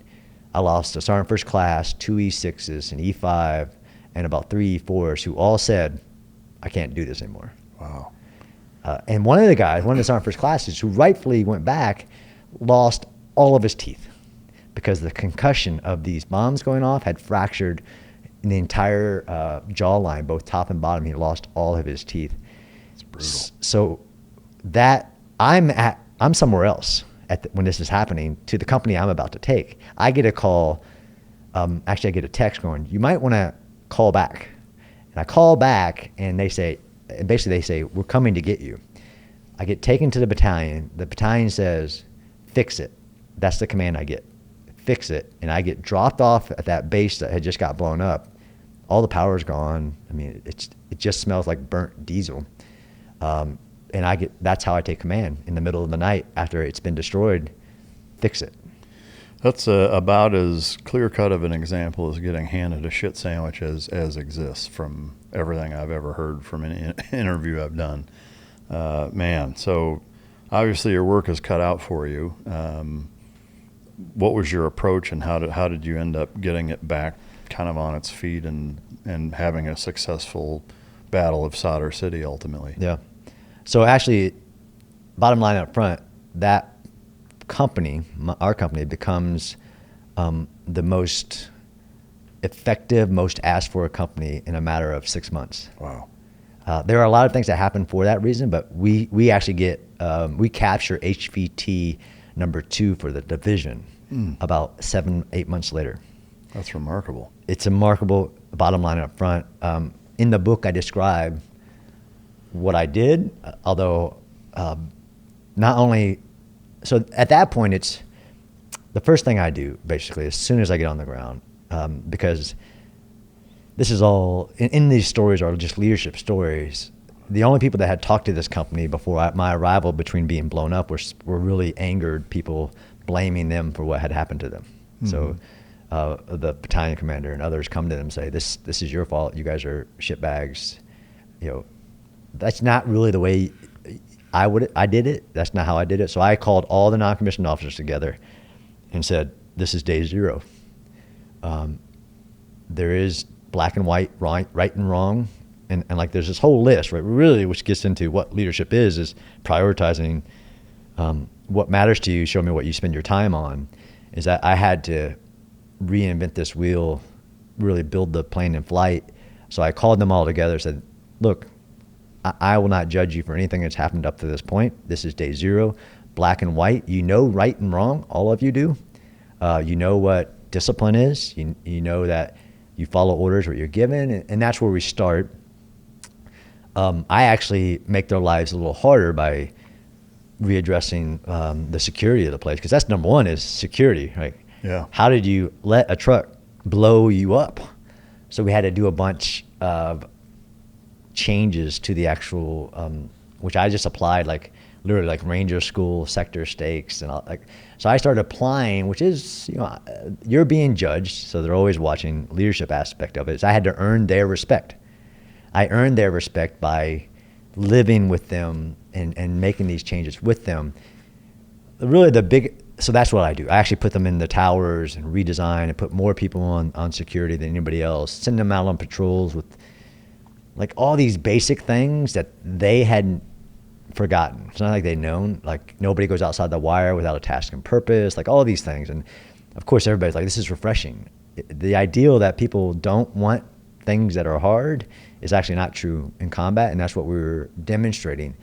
It's like the tough and hard stepdad that jumps into the picture and starts cracking the whip. Right. But the kids fall in line and are like, yeah, I needed this. Yeah, I needed it. I wanted a mission brief. I wanted a reason why we're driving around. And there are a lot of, as I had that opportunity, I'm glad I did, for a week going, I'm like, who's reporting, who's going outside the wire? We don't do that. Like, we should write that down. Because you're actually watching somebody else's show and you can't tell him he's jacked up. So I just wrote down this long list of, hey, can't change that. Who gives a patrol brief before we leave? We don't do that. Oh, I'm just writing all these things down because it was really, I struggled with what to name that book, Lord of the Flies, because there's always going to be power that forms. And this is what we had. We had a bunch of, in this company, because there was no leadership, so you had indirect leaders who were bad indirect leaders, who were influenced the soldiers to wear their equipment all crazy and to say crazy things. And I had to prioritize what to do. So of course you put security as number one. So I put a whole platoon on security at a time, which is a lot, 40 guys on security. And I made patrols. One of the things that saved this though is that we got moved. So a change of mission is really helpful. And the other thing that my battalion commander said, fix it. And then he also said, you can fire everybody in that company that you want except the first sergeant. But actually the first sergeant left 2 days later to go on his leave. So that's its own story. But I rearranged platoons as well because I had seen the other platoon in different locations. So I did get leadership support. Like, I want this platoon gone. Yeah. And I want to replace it with this platoon to be an inject of, because I had to find leaders within the company as well to be the example, right? One guy's not going to do it. I did all of that. One thing that helped us is we moved to a different part of Baghdad and got a new mission. So then we were able to have that refreshing, and actually they got to, instead of living in 2-man, they started living in 8-man environments, which I'm a firm believer in. Building cohesion is what the book is about and how you do that. Teaching them how to do and send them on missions and giving them successes. Right, so like a football team that always loses, it's not going to be helpful for it. It has to have some wins. So we started doing time-sensitive targets against bad guys because we were doing that, and developing and learning from each other to where you had success. And I would go out on patrols.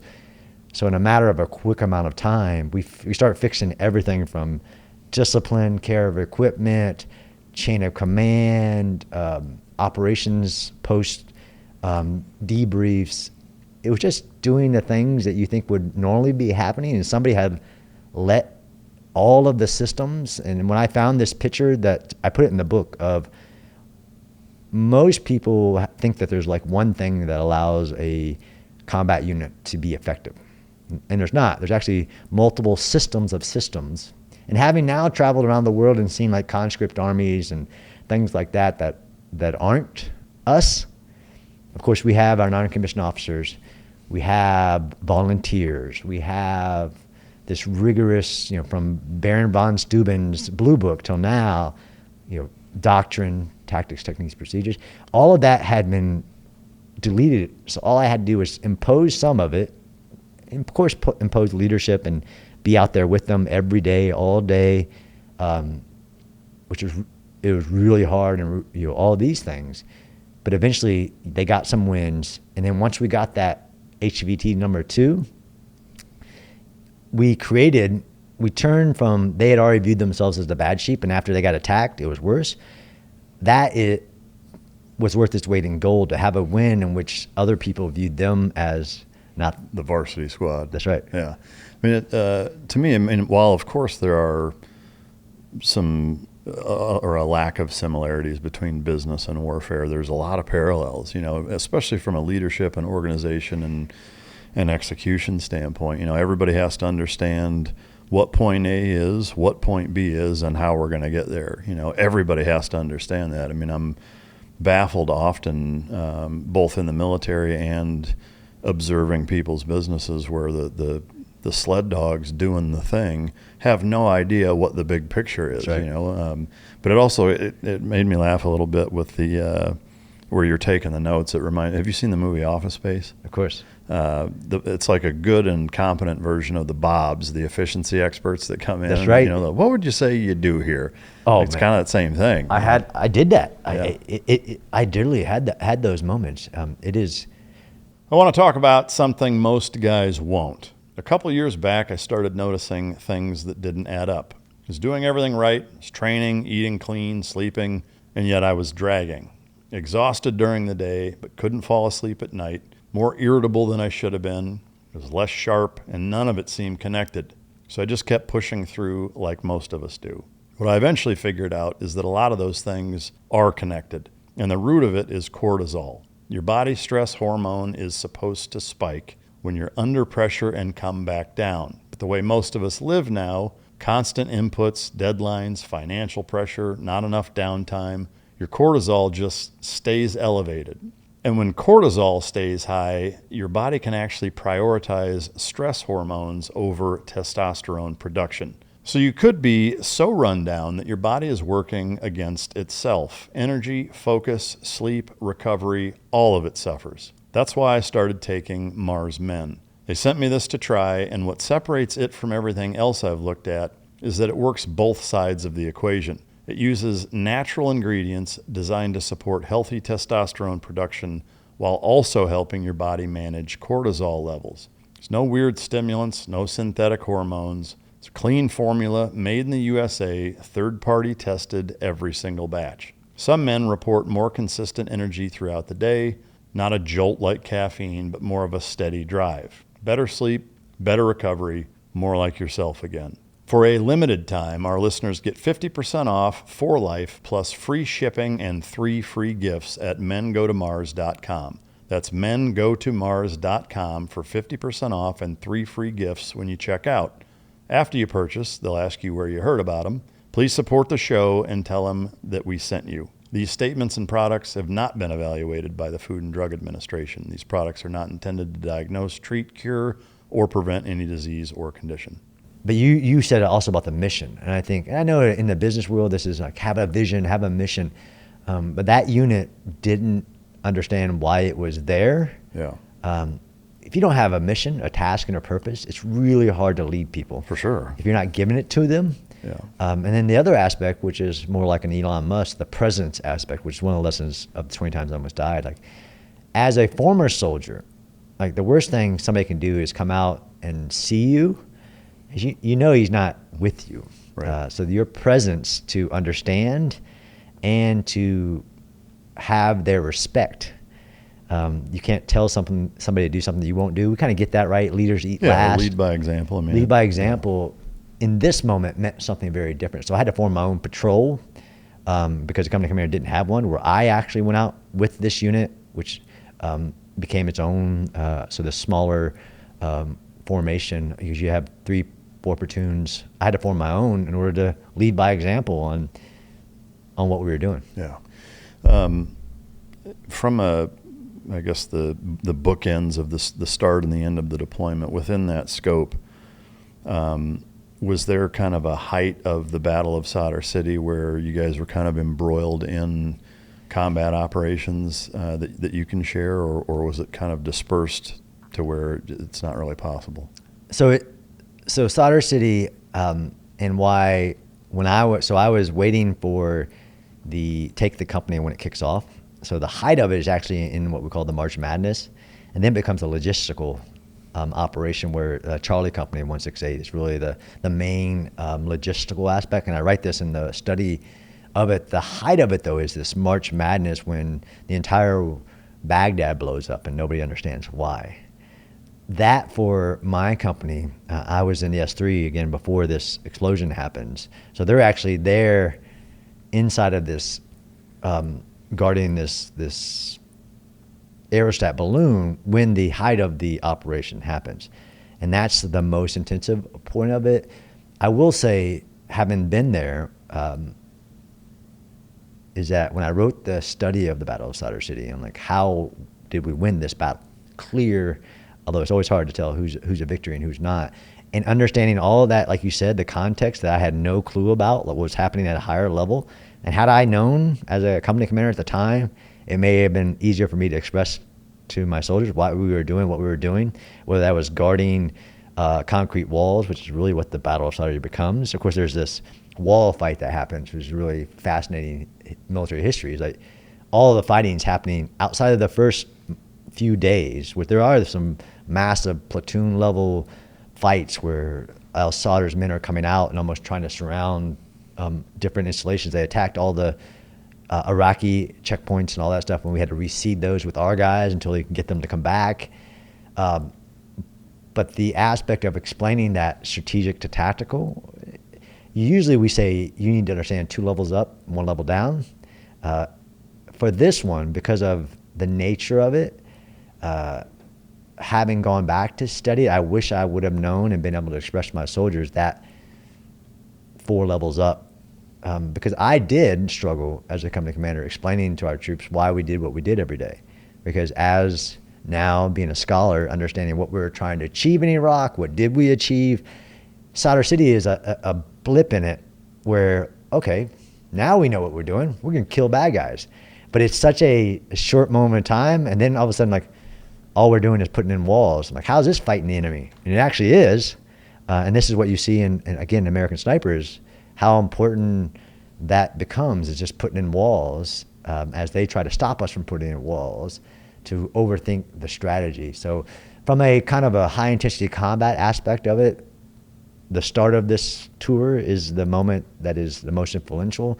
And then again, 2 months later, the Sadr City wall emplacement is still happening, and we get moved to Adamiyah to start attacking basically Al-Qaeda in Iraq insurgent cells that are in Baghdad, still trying, as you understand, Shia versus Sunni, still trying to upset what is the stability that we're trying to achieve. Op tempo wise, was the battle against the Al-Qaeda guys compared to the Sadr City stuff more intense, less intense, similarly, or just different? Completely different. Not as, no exchanges of fire, right? Because we were doing time-sensitive raids where you know somebody is, yeah, and you're trying to figure out how to get to that person without them, what they call squirting, in a dense urban environment, which is for me, which I assume is planning the bug to lead to what you do now more so. Part of it. It did, as in understanding. So there is there's one operation that I can attribute more to my bug that I got than I can the Battle of Sadr City, or even our experiences at the beginning in time-sensitive raids. At one point after the Battle of Sadr City, we're tracking a device that we think is an individual. It happens to be during a Shia time of celebration where they do massive marches, and when they flashlight themselves, it's a Shia thing. I forget the name of the holiday. I'm involved with a platoon. At this point, we've gotten really good at this, tracking somebody using classified techniques, and we're tracking a very high level suicide vest maker and IED maker, and of course we want that win. We want to get this guy, but it ends up being a multiple 12-hour moving around as he's moving, tracking him to get to him. Of course, I get all the density of the urban terrain and planning moving through Baghdad, right? Baghdad's a city of 6 million, where we were, Adamiyah and other places, highly dense, where you drive down, your Humvee's not going to get down that route all of this. It ends up being around night, and I have 2 platoons at this point helping doing outer containment and trying to get to this person that we think we're after. And we end up in the middle of a civilian march with platoons now taking fire, and I'm still trying to figure out how to follow this individual from inside my command. This is the verticality. So I had platoons in a building like 6 feet up. I had a platoon who was using a water tower as a reference point. And then I had 3 different nets of assets telling me where the thing that we were trying to find were. And this is where I hit as a experienced infantryman with all visibility, cognitive overload. Because in the urban terrain, because of the layers and the complexity, what I later said in urban warfare, there's no other environment as complex because of the nature of the physical terrain, the population, and the infrastructure. Well, that night I had all 3 of them impacting, and what came to be is that what we were following was an IED, not an individual. Oh, wow. And that IED, as my platoon closed in on it, luckily closing in on it to get this protest away from, as we thought we were closing on an individual, it explodes. Man. So I hit a cognitive overload, though, as a company commander. And I tell people that, because I deal a lot with people doing experimentation, and I've done experiments even when I was at West Point with, you think you give somebody something on the battlefield, but if you don't understand the context in which it's deployed, you're just giving them another information input and adding to his cognitive load under stress. I had 3 mics, 3 radio inputs from an asset, a commander, and my platoon as this chaos is unfolding. And then I had a driver saying, which way do we go? As I hit a cognitive overload. And that's the moment later, as I'm starting to work in the Pentagon with people talking about what the soldier needs, and how, at the time was a big thing called Ready and Resilient, about how they deal with mental stresses of combat, things like that were divorced from the complexity of urban combat in a moment like that. Yeah. But also with technology, I had a feed in my face, I had inputs in my ear. Humans can hit a cognitive overload. You can train them to be able to do more. And this is a great book called Flaw that talks about how if you do something so much, you eventually can release that cognitive load, right? So if you're a Formula One driver, you're actually on almost autopilot in certain aspects of it. So you can think about other things as you offload the special community can. They've just done it so many times.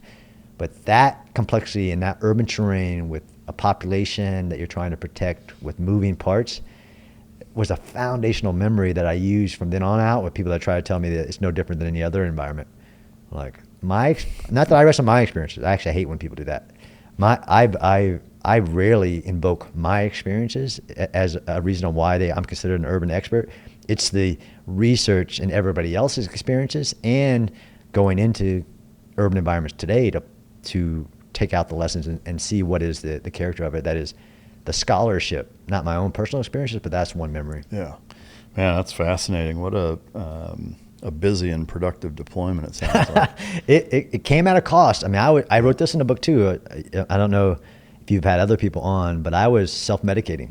Oh, really? I mean, I've had a lot of people on that have. So I was, because I was, of course, in hindsight, and this is where Jocko, of course, in his great wisdom, which you shouldn't have been doing that.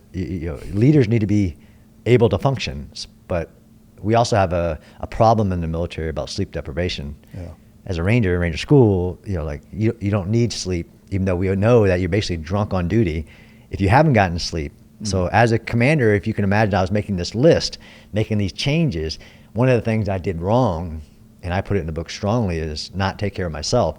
What were you self-medicating with? So I was drinking probably 6 or 7 Rippets a day. Wow. And then I had to order NyQuil by the gallon, because if I was going to get sleep, I had to come off that high. Yeah. And I was also drinking tea from KLEs, but I was addicted to these energy drinks, extremely harmful for you. Which ones? Rip It.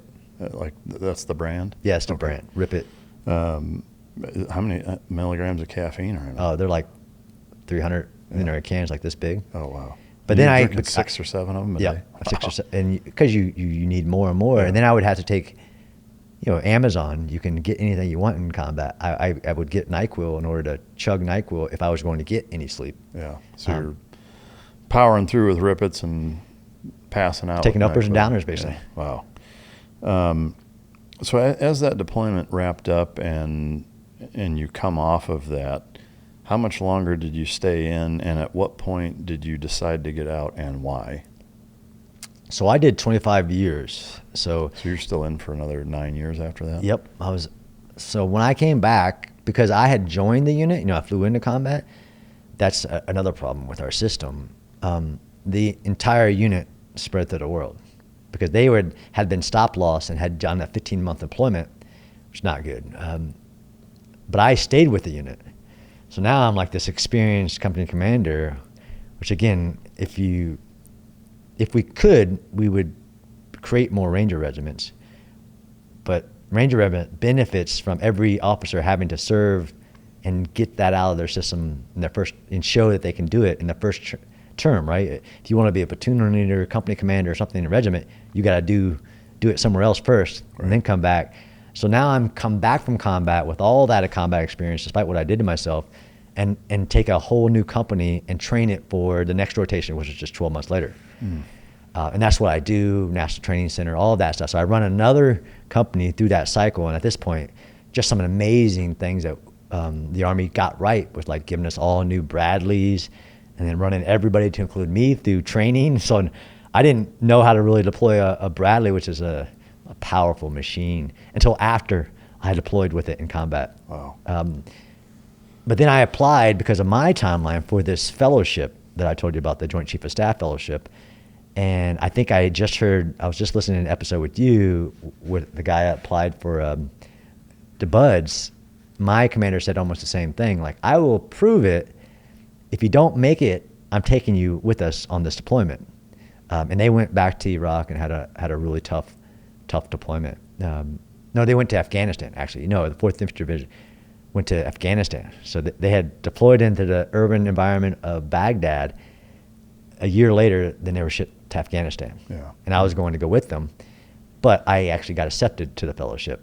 So I went to Georgetown and did those 2 years in the Pentagon.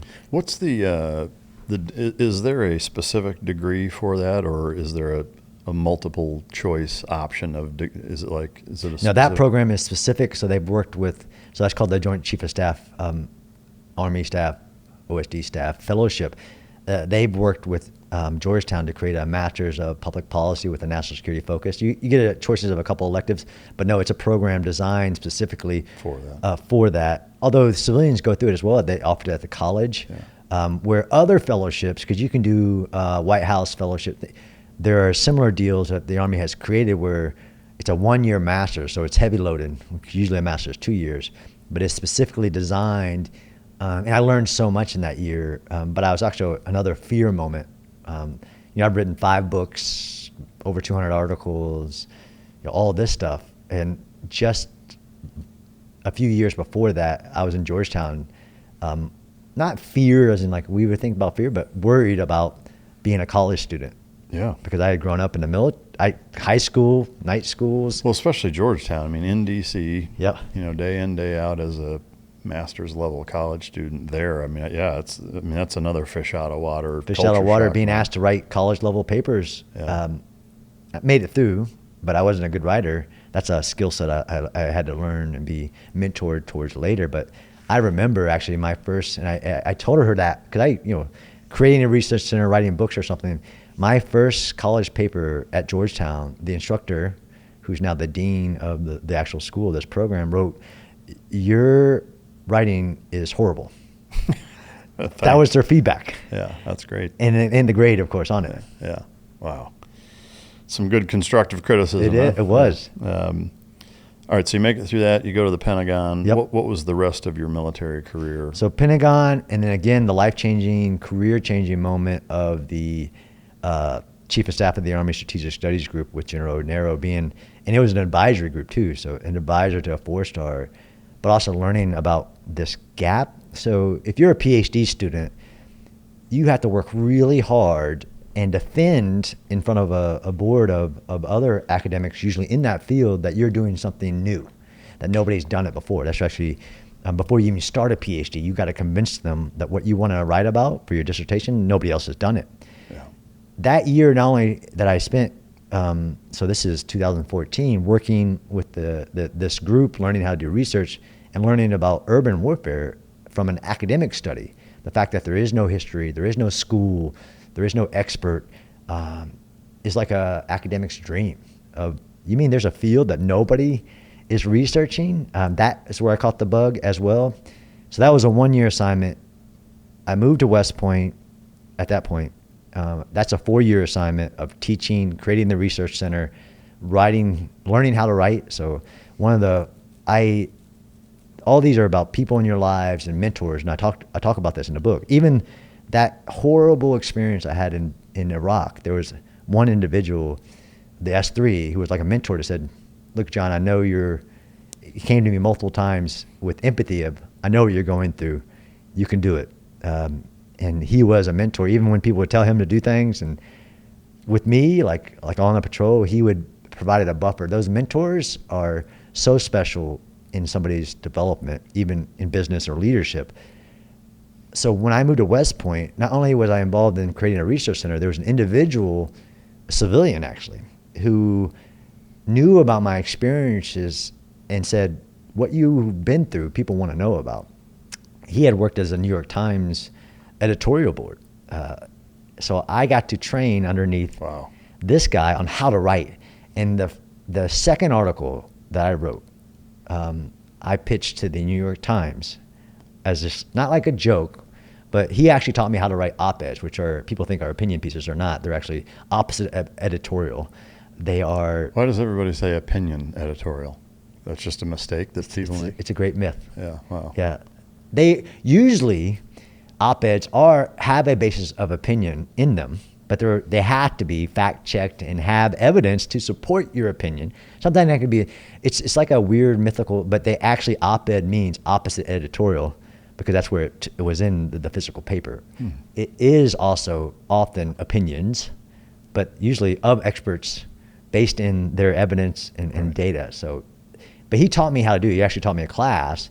I wrote one to a military outlet about Ranger School, and then I wrote another one about what I told you my first book was about the impact of social media on troops deployed during that 2008 deployment. Because I viewed it as a threat to their cohesion, because they were reaching outside of the company to talk to their family all day long, meeting up to patrol, and then going back to talking to their family. So it, of course, it had an impact on how do you build cohesion in a unit. People think it's through hard training, and it is. It's actually through mindless hours of just getting to know somebody in the boredom of combat. Yeah. I pitched the second article I wrote, I sent it to New York Times, and they accepted it, which is like winning the lottery. Yeah. Even the guy who taught me how to write it, he's like, "You're joking." That never happened. Never happened. And actually, I've pitched the New York Times 150 more times, and then the answer has been no. And that article called Band of Tweeters is what I think they dubbed it. And that led to the book deal, in which became the book Connected Soldiers. But I got to train under this guy, and actually for years, I would not publish anything unless he looked at it first. Yeah. So I got mentored to become a writer. That's incredible. So to finish yours, you want to know so I did 4 years there and retired in 2018. That was 25 years because of my family. I had kids, and I was dual military at the time, and I wanted to be more of a part of my children than I was at the time with two people in the military. Yeah. I'm curious, I mean, that last stint, or mostly last stint of teaching at West Point, because that environment is so removed from active duty, combat deployments, rotations, changing duty stations, is there a part of that almost feels like you're not in the military, or because you're there and still in uniform. Like, trying to put myself in that position, I can see where it would almost feel like a corporate position in a way by comparison. It's hard. I actually would say that in the Pentagon, it's more of that feeling. Okay. Get to West Point, you should come up. I've never been there. Never been there. Yeah. You got to come up. In the summer would be great because that's when they do some of the world's best training. One, it's what I usually tell people is that even from a student population, it is the outlier. It literally is how hard it is to get into that school. It's our best of our best, even though I serve, OCS, Mustang, all that stuff, legitimately, and how hard it is to get into that school. It's $1,000 a year. They are the, valedictorians, whatever, captains it is literally the cream of the crop from every state of the United States. It's amazing. Yeah. From a faculty perspective, because of the model, which is actually different than some of the other service academies, you have, in order to get at what you just talked about, a rotating faculty, which is what I was. Like as a captain, they want you to do a quick master's and come up there directly out of the field to be that inject of reality. So they have kind of a junior faculty, which are these people who just came out of the fight, and that's what they want. They did a quick master's, and then they're there. So their operational experience is actually and that's what they seek for when you apply to be an instructor. They're like, what's your background? Because we want a diversity of experiences depending on what field of study you're talking about. Then they have a senior faculty, which are like the colonels and the PhDs, who, it was about 10 years ago, the Army said, because of this factor, you guys have to deploy. And during the global war on terrorism, they had to have these operational experiences. So you could be a career West Point instructor and have to deploy with a unit in some role or function. And then I worked in there is no one, because at West Point you have everything from the Department of Math, History, Physics, like literally a nuclear scientist level. I worked in the Department of Military Instructions, which are all, some of them direct hire. So actually like senior non-commissioned officers and officers who were just battalion brigade commanders. They've figured out how to make sure that the place is very relevant to modern war. And the summer training they do there, like they have like a version of Ranger School now for the cadets to go through. Oh, wow. Yeah, it's called CLDT. They created, as a Ranger instructor, like, no, you did pretty good. This is a 4-week hell that you created as a crucible. So it didn't feel like that for me there. Now, while I was at the Pentagon, and depending on where I was working, it felt like these people are separated from, it is the corporate military, which is important to know. And I'm so honored that I got that to figure out how these higher level decisions are made when you have a military of this scale and who's making the decisions and why. But there was a couple times like, you guys have no clue. And it was not everybody, of course, but certain offices. So I never got that when I was teaching at West Point. Yeah. And then creating the Modern War Institute was to really adjust that. We created the Modern War Institute in order to have people studying the wars we're in right now and then injecting that into the curriculum so that the cadets are actually getting whatever is happening right now into their relevancy of what they're studying. Yeah. That's incredible. And I see the Forrest Gump parallel to a certain extent of just amazing opportunity after amazing opportunity. And or who I'm with, like I'm standing, like standing in McChrystal, Petraeus, I'm with him in Baghdad. I'm at the start of the Iraq War. I'm at the end of the Iraq War. I've literally been to 4 Medal of Honor ceremonies at the White House because I was working in the office that set them up, the MNRA Army G1. So many times I felt like, and I'm back at the White House again. Not for me though, but I was in the ceremony, which is also a great honor. That's super cool. I've never been to West Point or Annapolis for that matter. Well, don't go there. If you can pull some strings, I'd love to. You can visit anytime you want. That'd be great. This podcast is brought to you in part by Stash. You don't accomplish a mission by winging it. You have a plan, you stick to the fundamentals, and you stay disciplined when conditions change. Investing should be no different. That's where Stash comes in. It gives you expert guidance and a clear plan so you're never left wondering what to do next. Stash is a registered financial advisor built right into an app. It gives you personalized next steps and expert guidance designed to help you build long-term wealth. You stay in control of your money while getting the structure and direction to invest with confidence. Whether you're still serving, planning your next chapter, or years into civilian life, Stash helps you stay focused on your long-term goals, no matter what comes next. Because the hardest part of investing isn't getting started, it's staying disciplined over the long term. Let Stash show you the way. Join more than 1 million active subscribers who are building wealth the Stash way, with guidance, structure, and support every step of the way.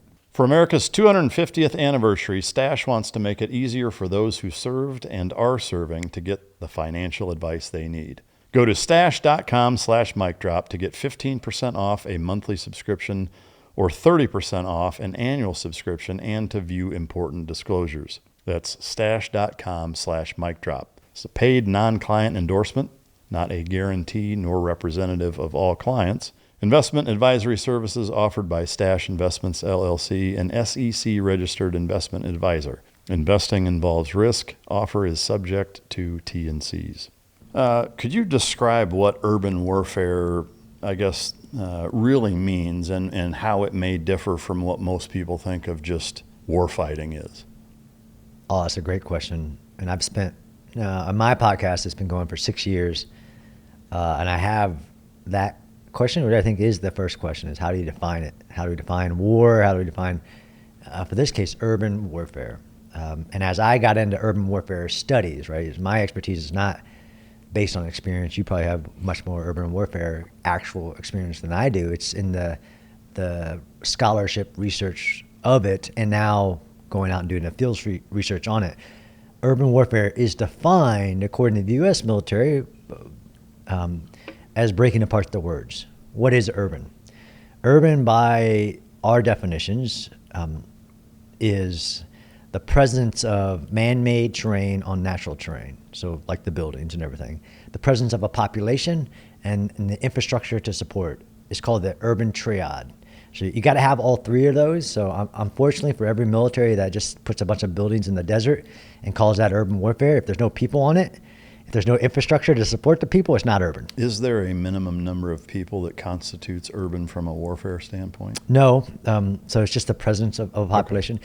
Actually, I've written a couple articles that are really interesting and hard to write, like how do you define a city? Now, if we get into typology of urban areas, like what's the difference between a village, a city, a megacity, a megalopolis, things like that, there are numbers of populations. I wrote this book, and Could You Destroy a City? Not a book, an article. So I had to look in history. When have cities been destroyed? Well, first we got to start with a shared definition of city, and there actually isn't one. In the UK, you got to have a royal decree to be a city, versus the U.S. military says if you have over 50,000 people in that, then it's a city. So no, but for urban, it's the presence of a population. So you actually can have a village that is considered urban warfare, right? The other aspect is warfare, right? So fighting, where if we talk about war, war can be the pursuit of political objectives through all forms of national power, diplomatic, information, military, economic. I can have a war, like China has been at war with the United States for a very long time. It's just doing economic warfare. Urban warfare is fighting on urban terrain. Yeah. So even in a case like rural Afghanistan, where there's a small village, but it's urban warfare within that village, even though if that village is in the middle of the Korengal Valley or wherever. That's right. It's still urban warfare. And I will say that, which has been a fascinating part of my study, you said I caught the bug. And I've tried to study the entire breadth of urban warfare from when it started, from you're talking about ancient warfare, like the Battle of Troy and the city-states and Athens and Sparta. I mean, there's urban warfare back there. From a military perspective in general, we have a very, very long history of fighting for cities, but we actually have a very short history of fighting in cities. Matter of fact, military doctrine is avoid fighting in cities as much as you can. Would you say World War II is probably the most recent big example of that? Because World War I was largely trench and not urban. Would you say that World War II is really the first mass-scale urban warfare in human history? It's a good question of fighting in cities, but even World War I, you're fighting for cities. If you think, and there is a cognitive aspect of if we talk about battles in World War I, you're going to mention cities, like Verdun and other things, where the reasons that we have been fighting for cities as long as we've been the history of warfare is because they are the seats of political power, the economic engines, sometimes even the military power of a country, and you achieve your political goal either threatening the city, taking the city, other elements. World War II is a great punctuation of urban warfare history, yes, because we have, especially for the U.S. military, in the evolutions of warfare, right? So we've gotten away from trench warfare. We're now doing maneuver warfare, although there's still trenches and all of that. As we progress, those decisive battles are over cities. And of course, the biggest urban battle of almost history is Stalingrad, which is a fascinating case study of a battle that made no sense. But it's one of the largest, it's not the largest encirclement, but it is the largest urban battle of history, because you have over 1 million on one side, over 1 million on the other. But even in Stalingrad, which I like to point out, not to discount my own research, there's more fighting happening on the outside of Stalingrad than there is inside of it.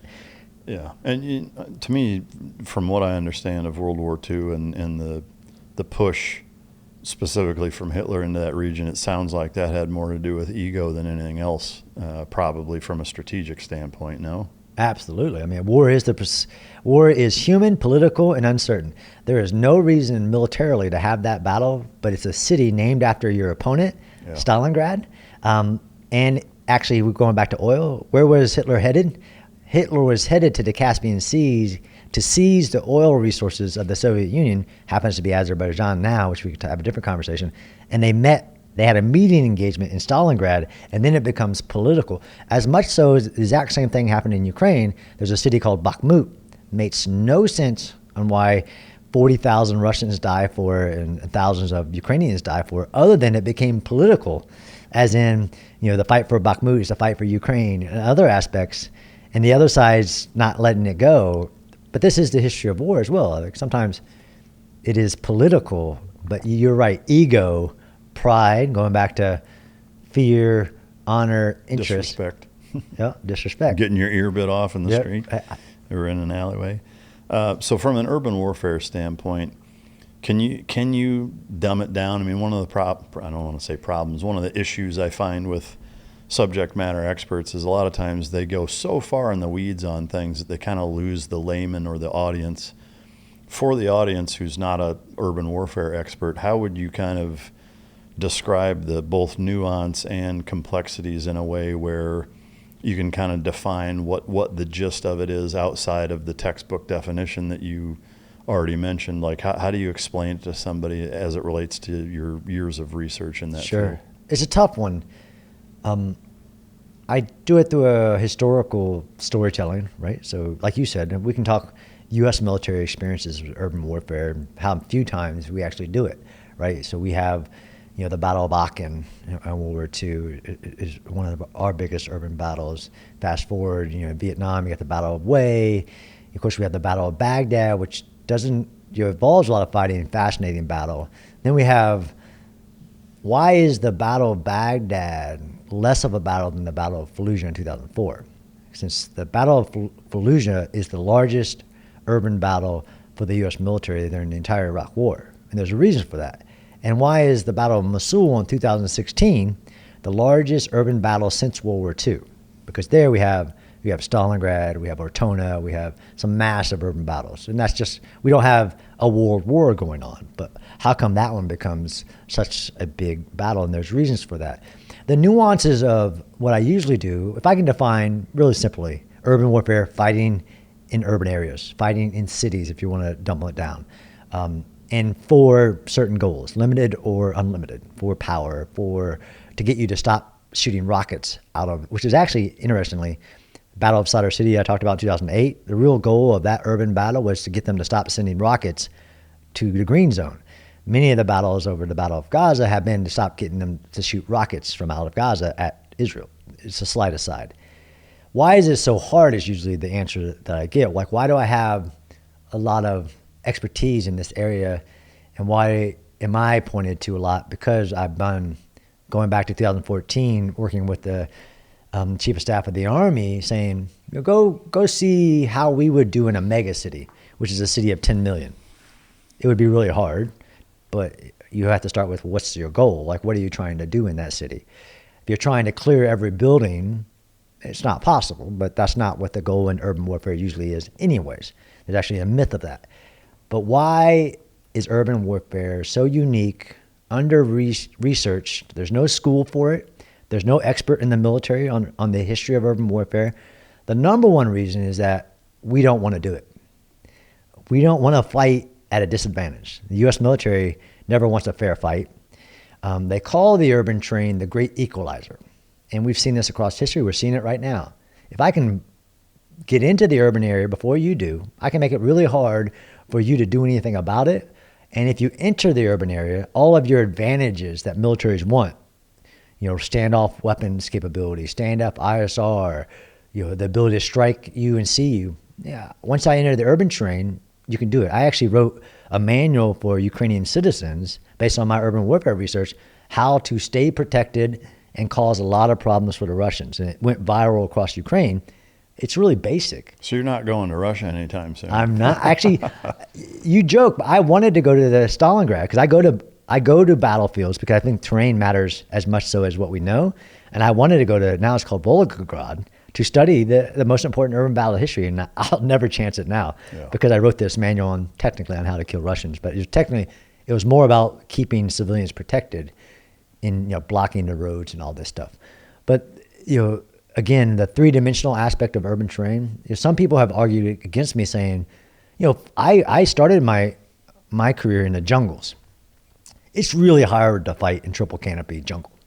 Like all of the implications on your equipment, on your ability to disperse, on your ability to find the enemy, it's in the jungle.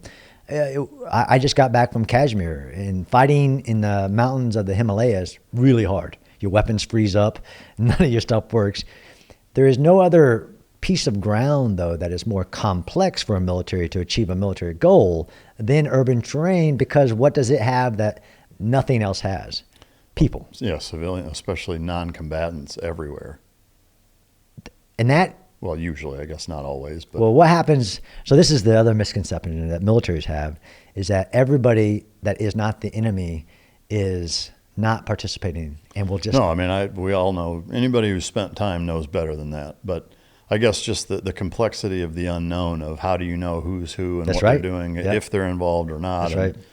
And there's so many of them, it's like sensory overload. It's not like out in a rural environment where you have enough distance to figure out who they are, why they're there, or at least better so than in an urban environment. And to me, the biggest thing is the complexity of the asymmetric angles and the where threats and unknowns can exist are exponential compared to everywhere else. I think the other thing, Mike, there are a bunch of reasons I did this podcast on why is urban warfare hard, and why do I have job security, and why did I develop the only course, you'd think somebody else would do it, for teaching division level staffs how to do large scale combat operations. One, they want to avoid it, and two, it is complex not just in the environment, because you're right. If I go have a battle in a jungle, every tree doesn't have a camera. If I have a battle in a city today, the sensor management is very big, let alone the perception of the world. If you enter an urban terrain today, no matter who you are, you're basically fighting in a sports arena. Yeah. Everybody's going to see every mistake of every individual and everything that's being done. That's just no other place on the earth that you fight would you have that. But we talked about the rules of nations. Urban terrain is so hard because it's the place where there's the most constraint on the use of force, what military can do.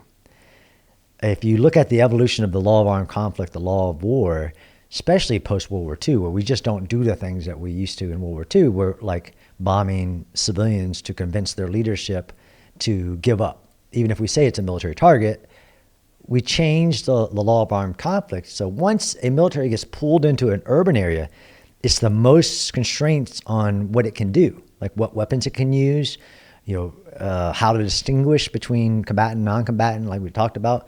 Airstrike limitations. The balance, which is really particular. Even the law of armed conflict, it has always inherent in it where I get this a lot in teaching urban warfare, is like, what can I do versus what should I do? Because the perception of the use of force is as important in a modern battlefield as the actual use of force. Is the aspect of, because you're fighting in urban terrain, there is always a balance between the military objectives, legitimate, and humanitarian imperative, right? So this gets you to like, can I, siege an urban environment? Like there's always this balance of, yes, there's a legitimate military target. The enemy is there. That is a balance between the humanitarian imperative. That level of complexity isn't present anywhere else. If I know where the enemy is on the side of a mountain in Afghanistan, I can drop thousands of pounds of munition on that mountain until there's no longer an enemy there. Well, yeah, and there's no ability to grab a 5-year-old as a human shield, in Panama in the middle of the jungle. Correct. So yeah, I mean it's a complex, brutal environment. But it's also made for warfare, Mike. So that's the other aspect of people that say they don't want it. Again, why did I write what's called the mini manual for the urban defender? Is that if we were to take the front lines of Ukraine and say, how long did it take to build these trenches and bunkers? I entered the urban terrain and it's made for warfare, as in you have concrete, steel reinforced bunkers all throughout that environment. And that's the asymmetric advantage you talked about. It's not just negating your advantages of being able to see me. I have a complete bunker network. And if I build tunnels underneath it, then I have even more. And I think it was General Miller said during the attack of ISIS, which is a very small enemy inside of ISIS, anywhere from 3,000 to 5,000, said that we couldn't have built better bunkers than the rubble that we created, and it caused it to be a very long and protracted war.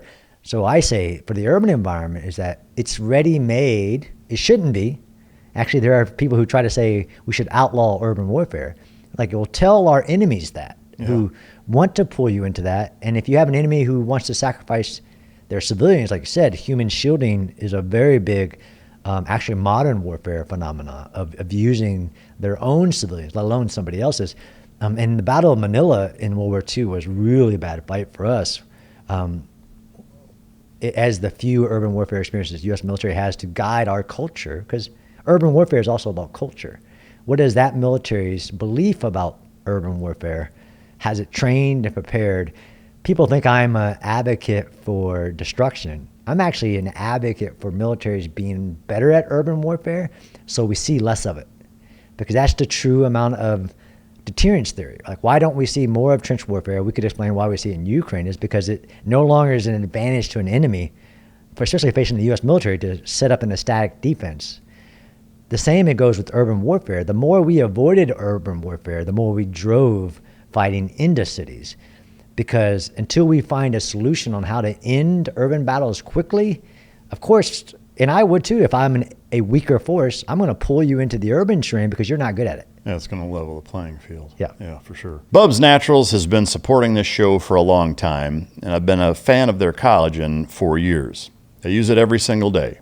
But I have to tell you, genuinely fired up about what they just launched, and that's their creatine monohydrate. Now look, creatine isn't new. Most of you know what it does. It's more energy, faster recovery, lean muscle, better focus under stress and fatigue. It's one of the most researched supplements on the planet. It's recognized by the International Society of Sports Nutrition. The problem is most creatine on the market is garbage. A recent study found that roughly 50% of creatine products exceeded impurity limits. And most of it is manufactured in China with zero accountability. Bubs sources exclusively from Creapure. It's made in Germany under strict quality controls. It is the purest creatine monohydrate available. There's no fillers, there's no hype. It's 100% NSF 4-Sport certified. You know exactly what you're putting in your body. Here's what makes Bubs different from any other supplement company out there. The brand is a tribute to former Navy SEAL and good friend of mine, Glenn Bub Doherty,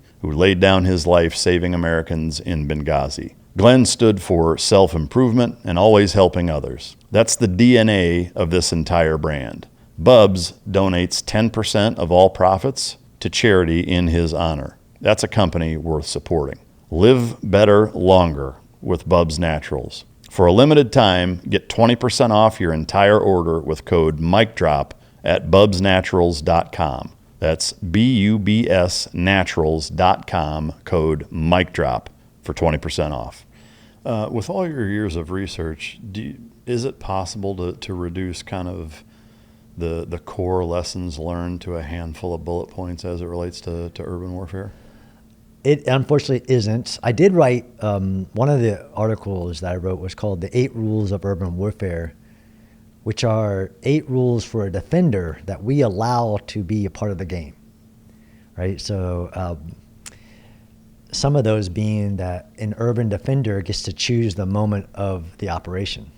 So they get to stay in ambush, get to find a way. We can't see through concrete, Mike. That's a rule kind of that we allow to stay constant. Drones are changing a little bit to where on the modern battlefield now, if you're stacking on a building, you're not doing it right.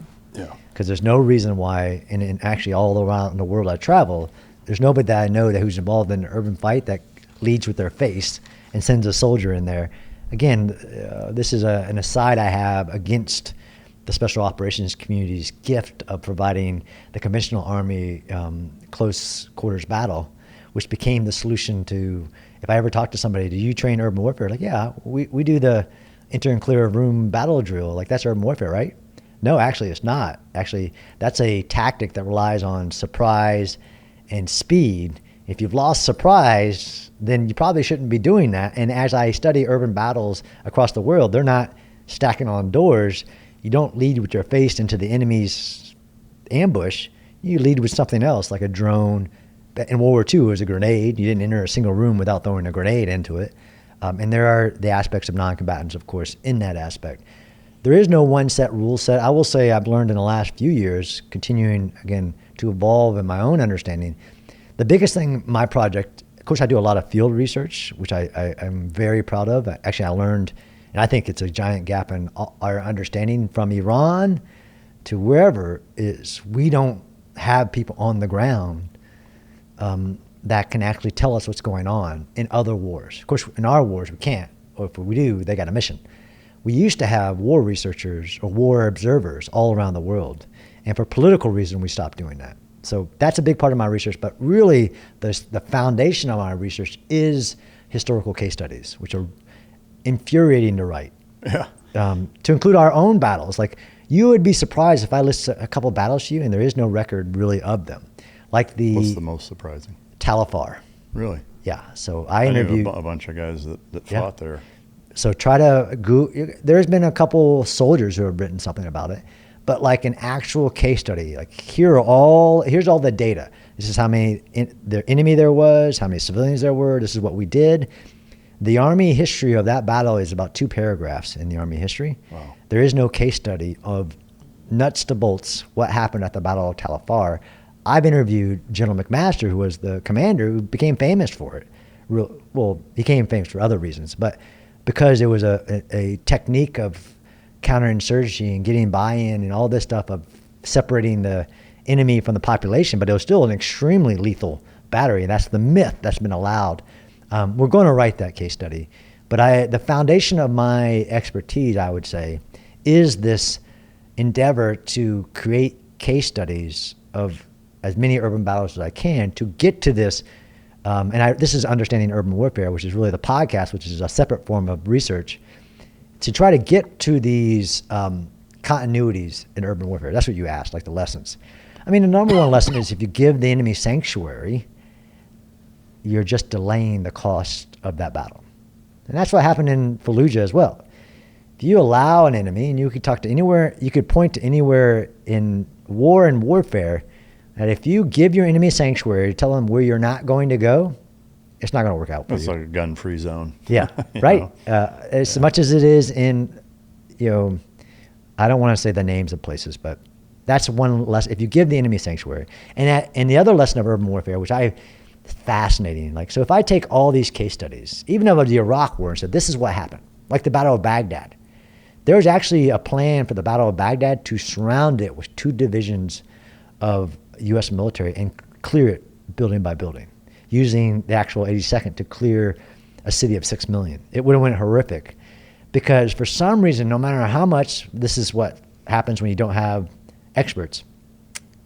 Most people, and this is why we developed the course where we were teaching division level commanders and staff, that there is not one way to fight an urban battle, and it definitely isn't surround the city, penetrate, and start clearing. You can infiltrate a city, you can punch to the middle of the city, you can, there's like 8 different ways to attack a city. But that's the common lesson I find, is because there is such a lack of expertise in what's ever happened in the past, that if you look at the doctrine or you talk to a commander who's going to make that decision, he's going to surround the city and start penetrate it and start clearing building to building, versus looking even at all the other ways like Baghdad, the drive to Baghdad, the attack of Baghdad, how it actually happened.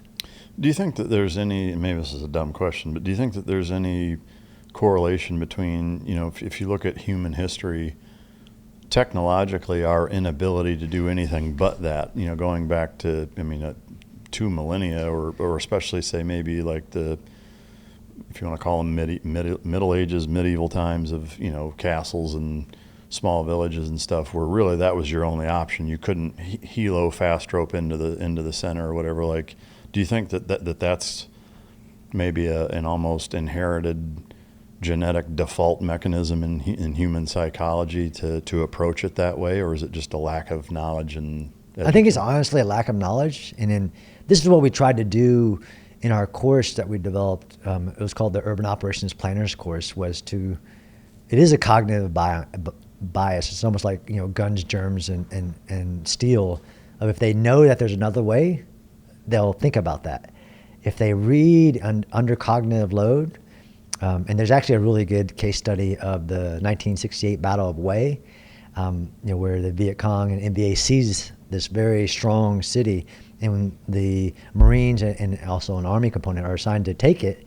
And the commander, this lieutenant colonel, goes to a box of books to refresh himself on urban warfare through the doctrine, which is what doctrine is supposed to do. It's supposed to pass on these lessons. Well, if you look at the doctrine, if I only have a short amount of time, I'm going to come to that surround.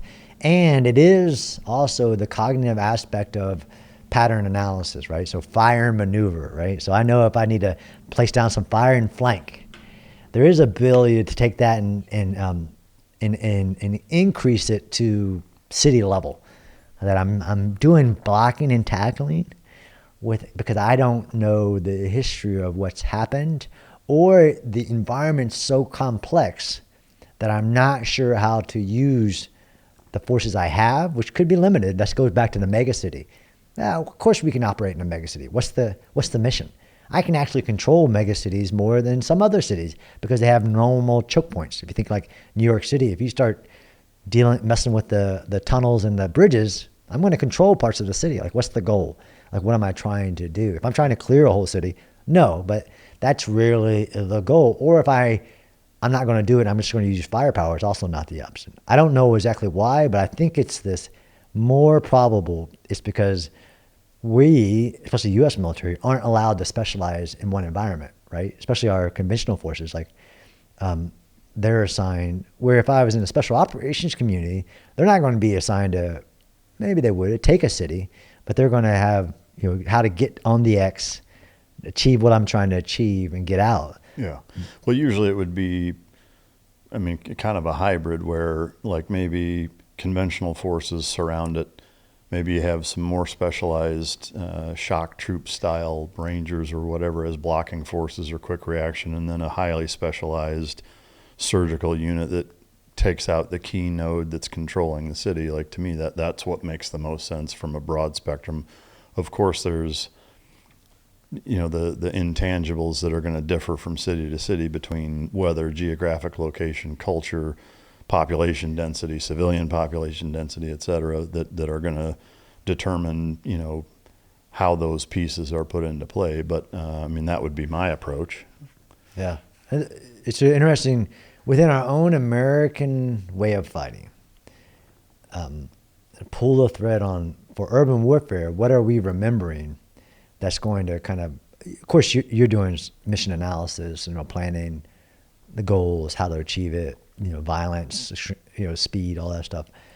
But, done a lot of work on the Battle of Mogadishu and what that meant for the U.S. military's thoughts towards urban warfare, evolving into Iraq when we were faced with not a specialized task, but needing our entire army to have urban warfare skill sets. Yeah. And there's some of that. But of the lessons of the Battle of Mogadishu, again, this is what I love to do is once we start doing the case studies, to talk to all those involved to see what their true lessons were versus what we remember or think they were. Yeah. Like the Battle of Mogadishu, one of the biggest lessons was just the change of the environment that happened. So why is your Task Force Ranger having so much problem navigating?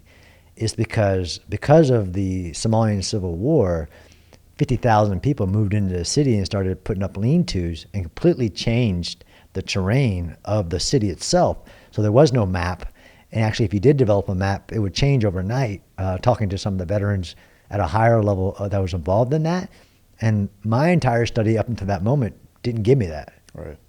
Well, so is it safe or is it accurate to say that urban warfare has so many variables to it that there's not a playbook per se? It's going to be so individualized on the actual city itself and all of the factors there within that are going to drive your tactics and approach to it?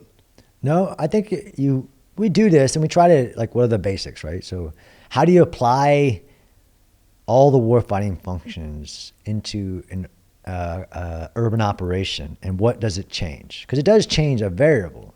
I believe, again, studying the history of war and teaching it, like the principles of war don't change by environment.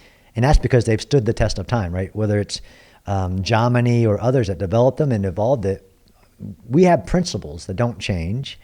But in operations, like warfighting functions will have different demands in urban terrain than it has in any other. And this is why it isn't a problem we can't solve, but if we avoid it, we can't develop the knowledge to be able to, how do we alter, whether it's fires, intelligence, maneuver, like all these warfighting principles specific to the urban terrain, because it does require, but you can standardize them, different requirements. But I also say, Mike, what I've found, especially in the Western military, is that urban terrain, almost like the subterranean or underground warfare, for some reason gets viewed as a negative because everybody's attacking. Like, we love to attack. Like patents, attack. Or even in my company in Baghdad, the call sign was, when in doubt, attack. Nobody's defending. Jocko's default aggressive. Yeah, default aggressive. But in warfare, especially in modern warfare, the defense it used to say it was the most, as Clausewitz said, the strongest form of warfare, not the pursuit of political goals, because, of course, if you get into a defense and you make the enemy smash against you, it's going to go really bad for them unless they know what they're doing. We have an underappreciation, and Ukraine should teach us that, is that you can turn urban terrain into a powerful defense, whether you're a smaller, weaker force or not. We've lost the art of urban defense more so than we have the art of urban offense. Yeah. I know I kind of already asked you this, but so what is the approach then for urban warfare in all of your studies? Like, how would you simplify it if it's possible? I know you said it kind of isn't, but in doing your best effort to simplify the gist of successful urban warfare, key lessons learned. Yeah. So I usually put this, and again, why do I have a podcast that's been going for 6 years where I try to, because you got to pick this all apart, but I can actually put it down into two simple buckets. We need the ability to understand an urban environment rapidly. And you can build a model that can apply to any urban environment, right? We think we have these, and we've developed, even since the Iraq War, like A-scope and all these other things. So we need the ability to understand an urban environment. And that understanding, I actually had a combatant commander, again, in my studies.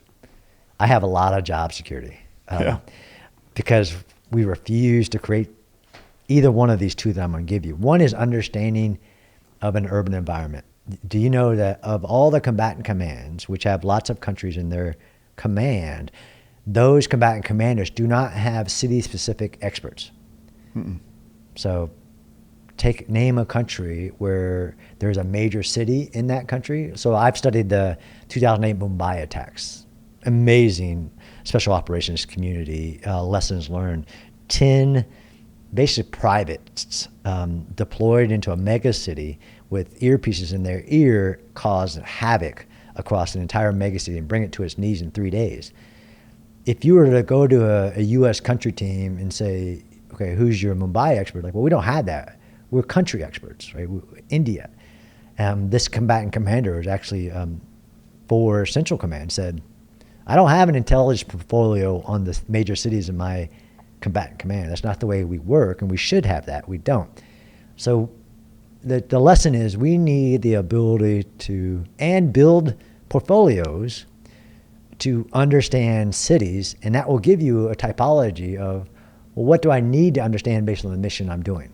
So even the idea that we would bring everything we need into an urban environment, that's like a U.S. military thing. Why? You know how much resources are inside of a city? Like the Battle of Sadr City, we needed cranes because we need a lot of them. How many cranes are in the city? A lot. Well, how do I know that quickly? Well, I would need to know that in my intelligence preparation of the battlefield. So this one big bucket is a lesson. We don't have a good way to change our way of thinking about all environments for the cities. We had an urban intelligence preparation of the battlefield manual that was thick. It was really good with a whole bunch of questions. We decided in all of our wisdom, we don't need that anymore. We just need one intelligence preparation of the battlefield manual. We don't need one specific to urban. That's crazy. So if that's one of your buckets, how do you understand a city? And I love studying cities. Many cities are ancient for a reason. Like Kyiv, it was built before Russia as a fortress city along a major river that could be protected. And that means it has a lot of defensive qualities. Some cities are like Fallujah just pop up on a Silk Road and isn't as defendable because that's not what its purpose was. The other bucket, Mike, although you just want these simple, that's the lesson of urban warfare is if you have a paradigm for understanding cities, urban areas, that would be great. We don't have that. The other one would be if you had a paradigm of achieving military objectives in a city. Usually you would fast forward to, well, how do I take a city? But you're right. There are hundreds of military operations I could do in a city. And then what would I need to be able to do it? So that's that. We need good lessons, depending on what the mission is, for what has worked in history and what we need. Because in this course that we built, one of the biggest goals of the course was, one, to familiarize you with the history of urban warfare. So next time you're in a battle, you remember, oh, this is like whatever.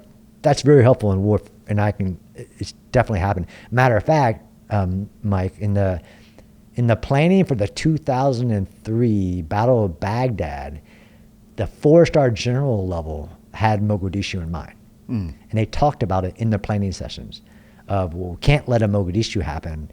And they thought through what it would take to not let that happen. So these historical moments ride heavy in our thinking. So that was the point of the course. The other point of the course is if I could have you break down, and most of this will say, well, that's what we do in planning. No, you don't. Usually it's a condensed planning schedule. You don't know what, for a large-scale combat operation, although the Battle of Mosul was planned a year and a half in advance and still didn't have what it needed to achieve the goal rapidly. Is that if I can tell you that the lesson of urban warfare is that you need to know what you need to achieve whatever it is you're trying to achieve in that environment specifically. And that's why that guy in the Battle of Wei, actually, I don't know how he did it. He took a couple books that were in a box, this guy, Colonel Stedman, and his lesson was that he needed a lot of explosives. And he needed every recoilless rifle in the entire area that he could get a hold of to punch holes through walls, to operate, to go through walls. He needed a lot of explosives, and actually, at the time, he needed a lot of tear gas. I think I would work myself out of job security if I could just say, here are the 5 things you need. It is the knowing how to think about it as much as what to think about it. For sure. I mean, to me, it reminds me almost identically to dog training, because I've spent decades professionally doing that. it's just like if somebody's like, hey, how do I train my dog? Or like, give me the Reader's Digest on like, what's the top 5 things with a dog? It's like, it's just not that simple. Like there's more to it than that. Like, yes, I can say any desirable behavior, manipulate the environment to make it easy for the dog to make that decision, reinforce it, and it's likely to happen again. Condition over and over and over to do that. Behaviors that are undesirable, A plus B equals C, reverse engineer a way to extinguish it, manipulate the environment to set him up for failure so that you can either withhold reward or provide a correction, and rinse, wash, repeat, and do it over and over. Can somebody take that condensed version and now go train their dog? Absolutely not. So to me, there's a lot of parallels there. So I get it. I just trying to understand kind of the overarching gist of it. I have do's and don'ts that I've learned in these case studies. Like, don't send a tank by itself. Don't go into battle without a tank. Yeah. I had these do's and don'ts. We actually were creating almost as a homage to the Gold Book at the 101st, which is about air assault operation. We were creating a gray book, like concrete gray book, in this course for a handbook. You could create a handbook. They cut the course, so we stopped development of it. Of do's, don'ts. Remember, you start to get into like concrete penetration, right? Depending on what the building material, which is fascinating to learn, like what is the most typical construction material of houses in the world versus what like you had a guest on talking about mud walls, and like you can shoot at them all day long. Some of them you're not going to penetrate. So understanding the effects of your weapons in different urban environments is something you need to be able to think about, because it is not the same, a highly industrialized glass versus steel reinforced concrete. Your weapons may have nothing, which reminds a quick aside. One of the examples I usually give people, and you had somebody, was it you talking about the bodies of Qusay and Usay, Saddam's sons? They were stuck in a building, and most people don't remember, but we fired like 60 TOW missiles at the building, and it did almost nothing to the building, because that's not what a TOW missile is meant for. But it's a really big missile, so you think it's going to do something really big, because you have to understand the effects of your weapon system and the material you're shooting at. Right tool for the right job. That's right. Underground warfare. Oh, yes. Can you define that and tell us both what it is and what your research has taught you about it? Sure. Underground warfare, again, it is under the surface of the earth fighting. If you said underground operations, and that would be cover all military operations.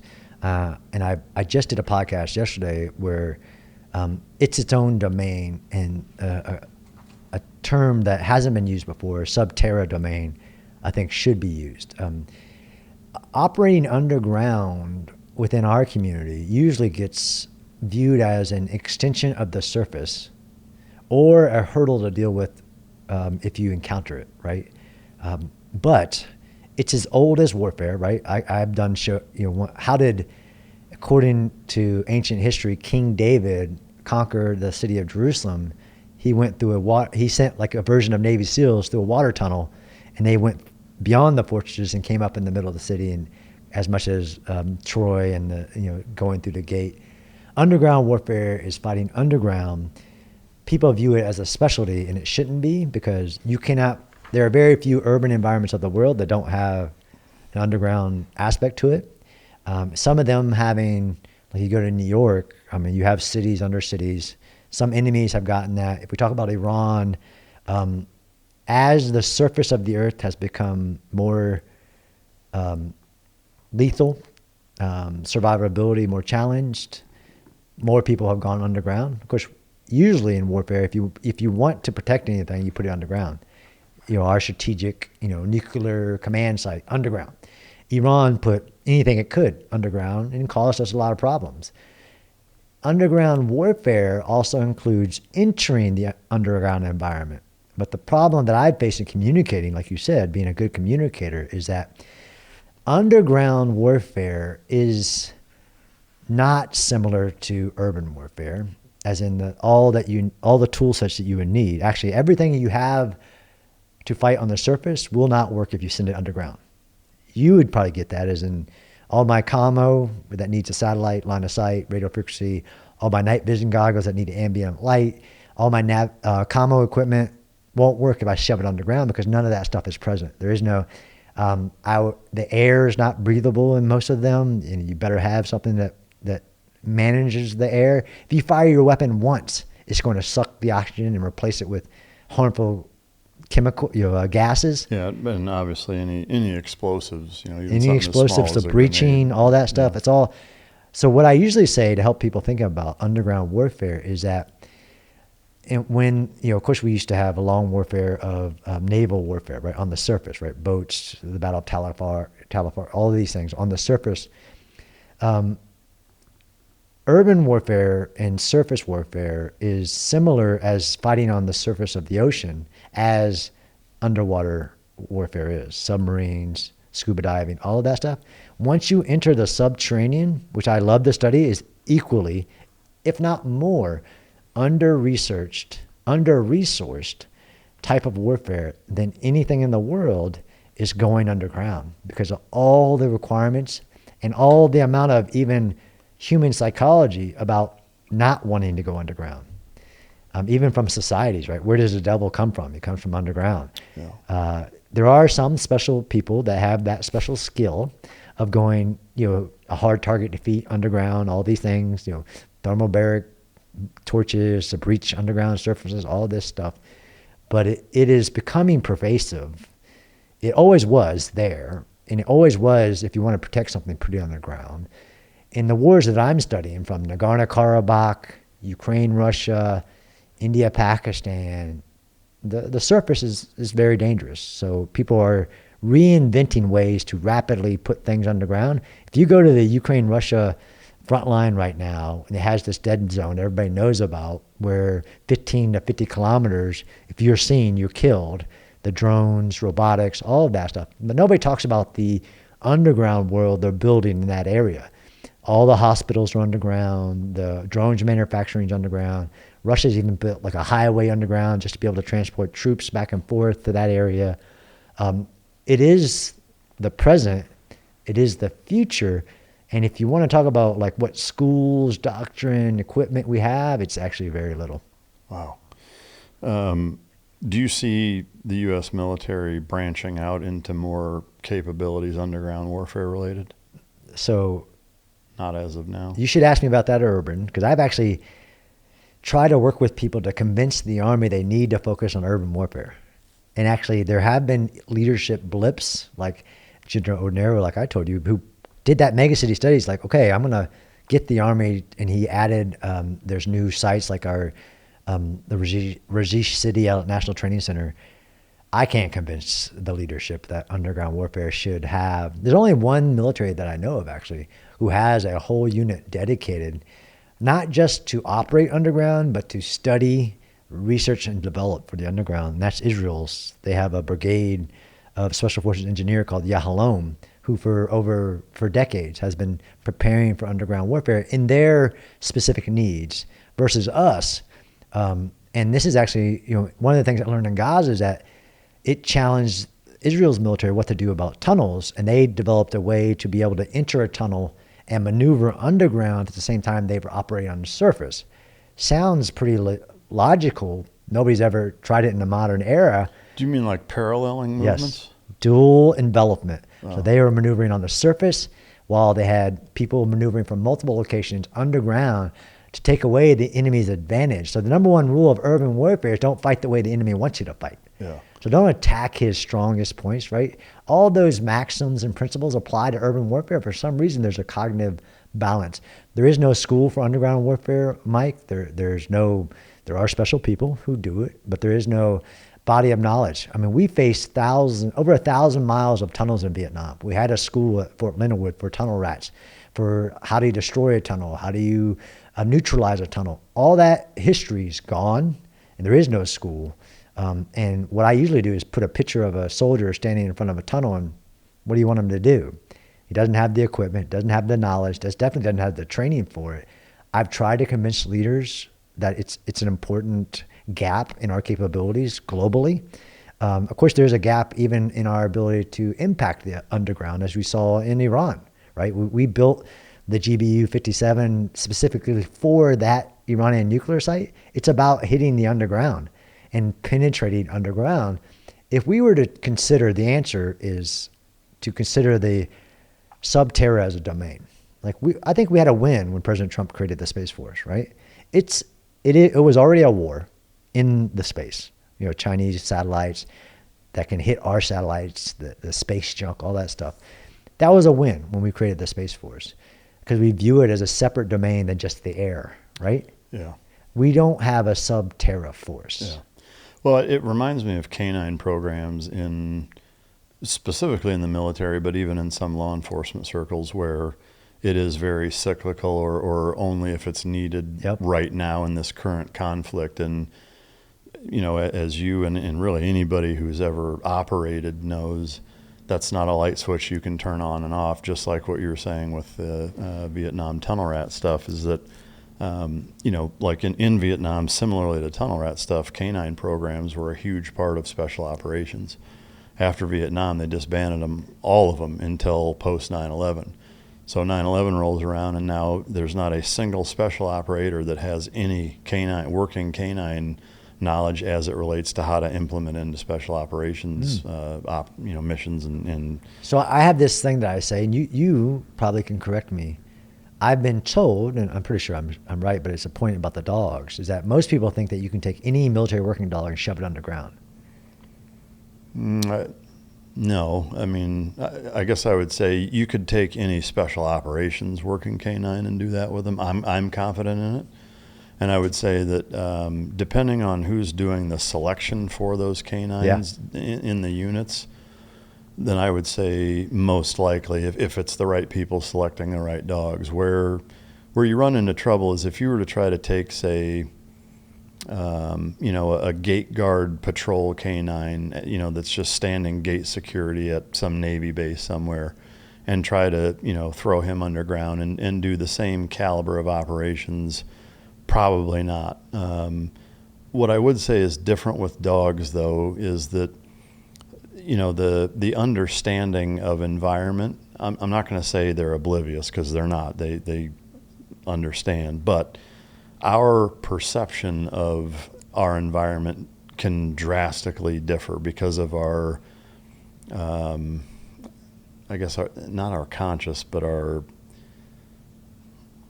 it's a combination of inner monologue and just our rationalization is the word I'm looking for, is that, and I'll use skydiving as an example, is that your and I's understanding of jumping out of a plane is vastly different than what a dog's is, right?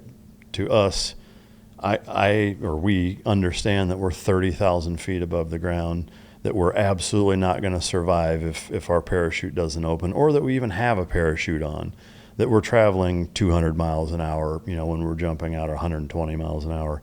For a dog, it's loud and it's windy, and there's a feeling of weightlessness, but the rationalization of all of those other danger factors are non-existent. Same with looking for explosives.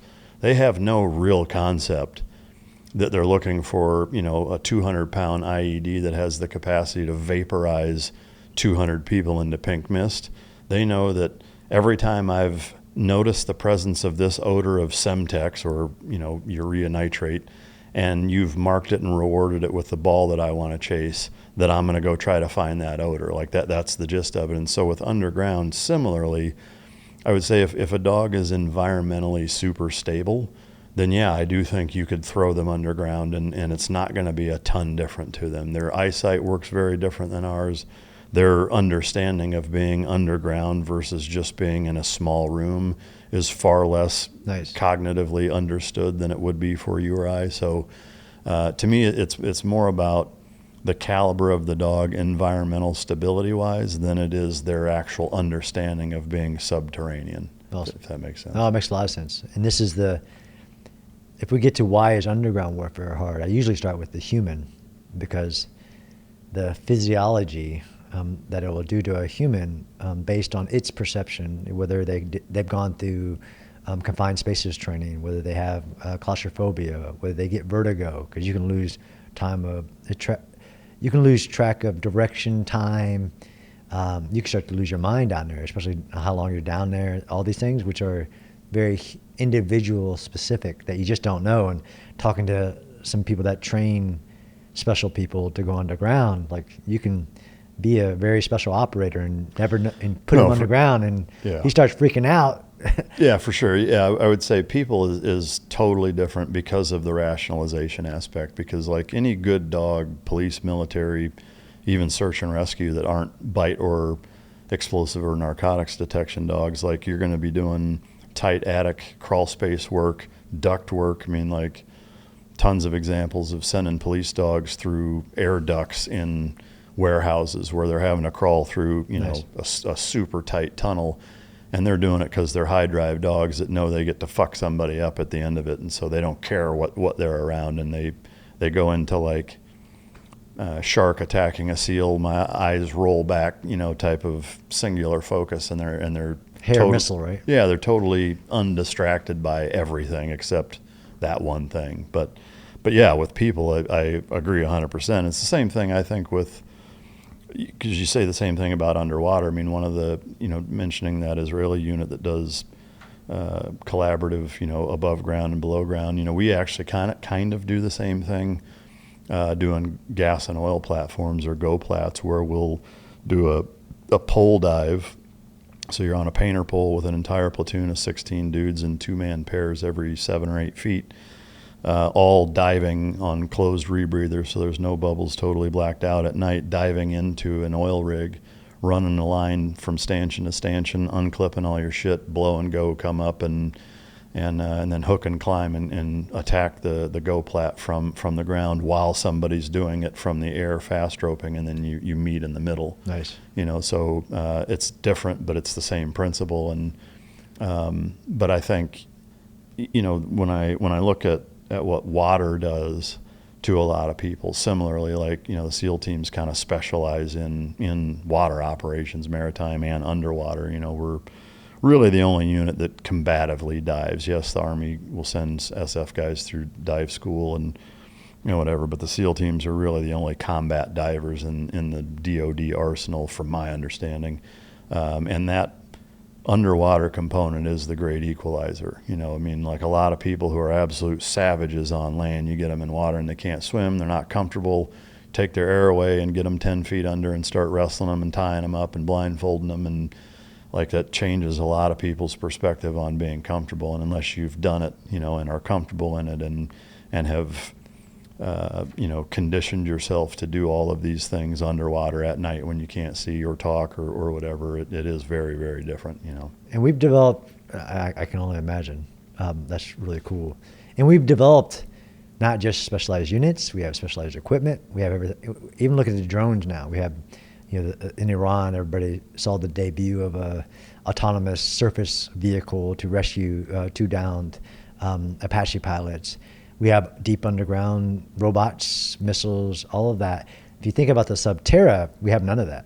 Yeah. We have some drones that you can use for navigating a drone, a tunnel you found that you figured out the electronics and all that stuff. But if people were to open their mind at the Subterra, we want a decisive advantage. What you just talked about, we own, as much as we used to own the night, we own, according to, I think to you, we own underwater. I would say globally, mostly because of submarines, we own underwater, right, for sure. And then within harbors and stuff, the SDV units, the SEAL delivery vehicles and the little mini subs. I would say I don't think that there's another global power that is as capable. There's some that I would say are marginally competitive, but nowhere near to the degree with which our naval subsurface power can project, and I don't think it's close. Yeah. So imagine if we could do that in the Subterra. Yeah. So this is the big exciting about this environment. Not that the military cares about it, but even in the civilian world, there's a guy named Palmer Luckey. I don't know if you know him. So he's the CEO and founder of Anduril. Okay. Developing a lot of weird stuff. He actually had a comment, because he cares about it, that in about 10 to 20 years, the surface of the Earth will be so lethal that there will be a war under the crust of the Earth. So Well, I hope he's wrong. Yeah, but it's already there, right? So we're seeing, like I said, in Russia, Ukraine, it's in the underground. Imagine if we were to get there first in developing capabilities, because we all talk about tunnels as like, you found a tunnel, now you got to get into it, rather than, actually, I can infiltrate enemy territory if they have an existing, again, if I understood, actually aside about understanding cities, in most of the cities I go to, and to include U.S. cities, nobody truly knows what's underground. And if you were in the military trying to achieve a military goal, even if you're a special people like The Rock movie, if I go underground, I may get a decisive advantage. What if we could create an underground environment of our enemies, either from afar or coming in from a different direction? And the Soviets, and this is what Palmer said with this comment, was the Soviets were actually developing a nuclear-powered digging machine so that it could dig under the surface of the earth and deliver something, whether it's a payload or troops, underground, completely undiscovered, uncontested, deep into your fortress. Think about urban warfare. Why did we have castle warfare? Why did castle warfare go away? Because we developed black powder, so I could attack it from a mile away and break down your castle walls. If we could figure out the Subterra, we would again have another decisive advantage against our enemies, who have, as we saw in Iran, we can't protect everything on the surface. We want to protect what we want to protect. But if we can get underground, we could have a lot of decisive advantage. Yeah, and I think it reminds me of directional drilling in the oil industry, and the technology that the Department of Defense could probably levy or steal, borrow, whatever, take from the commercial oil drilling industry, because that's some pretty fascinating technology to be able to have a well site that you are drilling 50, 60 miles away in a totally different direction, because it slowly slopes. And, so from one pad, you can spider web out and drill 12 different directions and hit pockets 50 miles away from one drilling site. It's like, if you can do that with a drill bit, now a nuclear powered, crazy, I can't even imagine what the vehicle would look like, Even if it was a small thing like that. There is, so I actually worked with, I think it's open source, you can go on and look it up, a DARPA underminer program, which I love the movie Incredibles, because it actually is the underminer with that device. He's tunneling, I don't know if you've seen the movie, he's tunneling underground to rob banks. It's actually happened in history as well. It doesn't have to be this big device yet, but what if you could just, especially like a payload, tunnel underneath the ground and deliver it from afar? What I worked with, DARPA, let's say, was working on something called the Underminer program, which is about pushing a supply of something, blood, ammo, or something, through the underground, about 400 meters away. And they actually used a Mogadishu scenario, because, the Mogadishu platoons were cut off, bleeding out, and they needed vital supplies and nobody could get to them. What if you could be outside of that environment and push them supplies by creating an underground? And you're right, usually we'll go to the civilian world, although that's what happened in World War I, right? When we needed, tunnel warfare is everywhere, right? As much so as we're seeing in Russia and Ukraine, they went to the coal miners and the diggers to create on both sides digging teams. Actually, then there's things about how do you dig quietly. There's so many variables, but you're right. The civilian world, as much as, I don't know if you know the Boring Company, Elon Musk invested in a lot of companies, but invested in this Boring Company because he was really upset with LA's traffic. Oh, yeah, I remember seeing the highways underground. That's right. And it's a thing. It's happening. But at that scale, we can't, a snail is faster than how fast we can drill a hole. But that underminer program was exactly that. What if we could push something to a resupply? It was a limited amount of distance, and there are a couple of technologies, whether you're using pneumatics, water, whatever, to create that space. The problem, Mike, as much so as it is urban warfare, is that it isn't a capability that is a problem for our military. It's a commitment to creating expertise in that environment. Well, yeah, and it goes back to the Vietnam dog thing, or really, it's, and I think this is probably a reasonable assertion for the lack of effort, funding, focus on stuff like this is that, the budget is what it is. And it's like, it's not saying, hey, do we need this or do we not need it? It's like, well, yeah, we do. But are we willing to give up new body armor and night vision so that we can dump it into this program? No, we're not. It's like there's so many things that. So that was the beauty of working at the Pentagon I told you about. That was like the eye opener. Yeah. It's like how that rational decision making budget fights. Of course, there's a really good book called The Mask of War. It talks about all the services, of course, where the Air Force is always convincing you that air power will achieve your strategic goal, right? The strategic bombing theory. Yeah, it's like lobbying for their own. That's right. Stuff, yeah. But in the people in the Pentagon who I actually learned about this, and you can look at it isn't secret as well. We have what's called defense planning scenarios, which are the most dangerous, most risk to us scenarios that we can imagine. That actually, when push comes to shove, we will have these very large war games and war planning efforts going, okay, what if this happened? And then what's the amount of military, the size of it, and its capabilities that we need? At the time and I can say this openly, that we were looking at this for the 4-star general in charge of the U.S. Army, of all of those planning scenarios, there was not a single one of them that had us fighting in a city. Really? Yeah. So now I can tell you at a very high level why we don't have a focus on urban warfare is because behind the door, they believe that we'll have all these scenarios, and there is a little bit of adaptability built into the system. I actually did this. What I worked on for a year was force design. Like, how do you design a military? You have to answer to what you're going to use your military for aspect of it, and you have these planning scenarios. And in the planning scenario, there is an aspect of adaptability. Like, in case of war, break glass, we'll have that capability, or we'll build it back up. And we've learned, because war is the ultimate test of your ideals. Like, we've learned that, hey, artillery rounds are really important in war, and we stopped having the capability to make them. We actually closed all plants but one. And large-scale combat operations, you need a lot of artillery.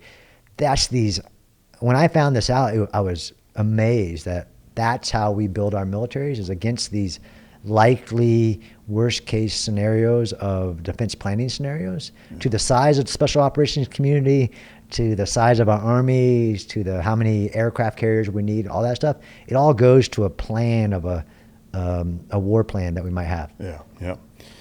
Well, man, fascinating stuff, John. I can't thank you enough for coming and sharing your story. Connected Soldiers, 20 Times I Almost Died, both available on Amazon, I Absolutely. Yeah. So 20 Times I Almost Died releases in August 18th, so it's available for pre-order right now. The other ones are there, yeah. And Urban Warfare Podcast is, how often does that come out? Once a month. Once a month. But it's only audio, right? Do you have it on YouTube at all? I don't have it on YouTube. That's probably a fault of me. I'm a one-man show with that monthly requirement, but there's so many amazing episodes. It's actually me using, I don't know if you do that, but I use my guest for my own research. So whether it's a commander who fought in a battle or a technical expert, once a month on all the podcast platform, but it's not visual, no. Yeah. One thing, maybe just putting a thumbnail up and putting the audio on YouTube, okay, is probably worth doing, just because there are people that would listen to it even though they can't see it. Just one more way to get it out there. All right, yeah. Thanks for that. Yeah, thanks again for coming, man. I appreciate it. It's been enlightening and a real treat to be able to pick your brain on all this stuff and get your perspective, because it's invaluable, and I appreciate it. Thanks, brother. I really appreciate it. Yeah, thank you. To the listener/viewer, I hope you enjoyed it. If you didn't, you can choke yourself. And until next time, this is Mic Drop.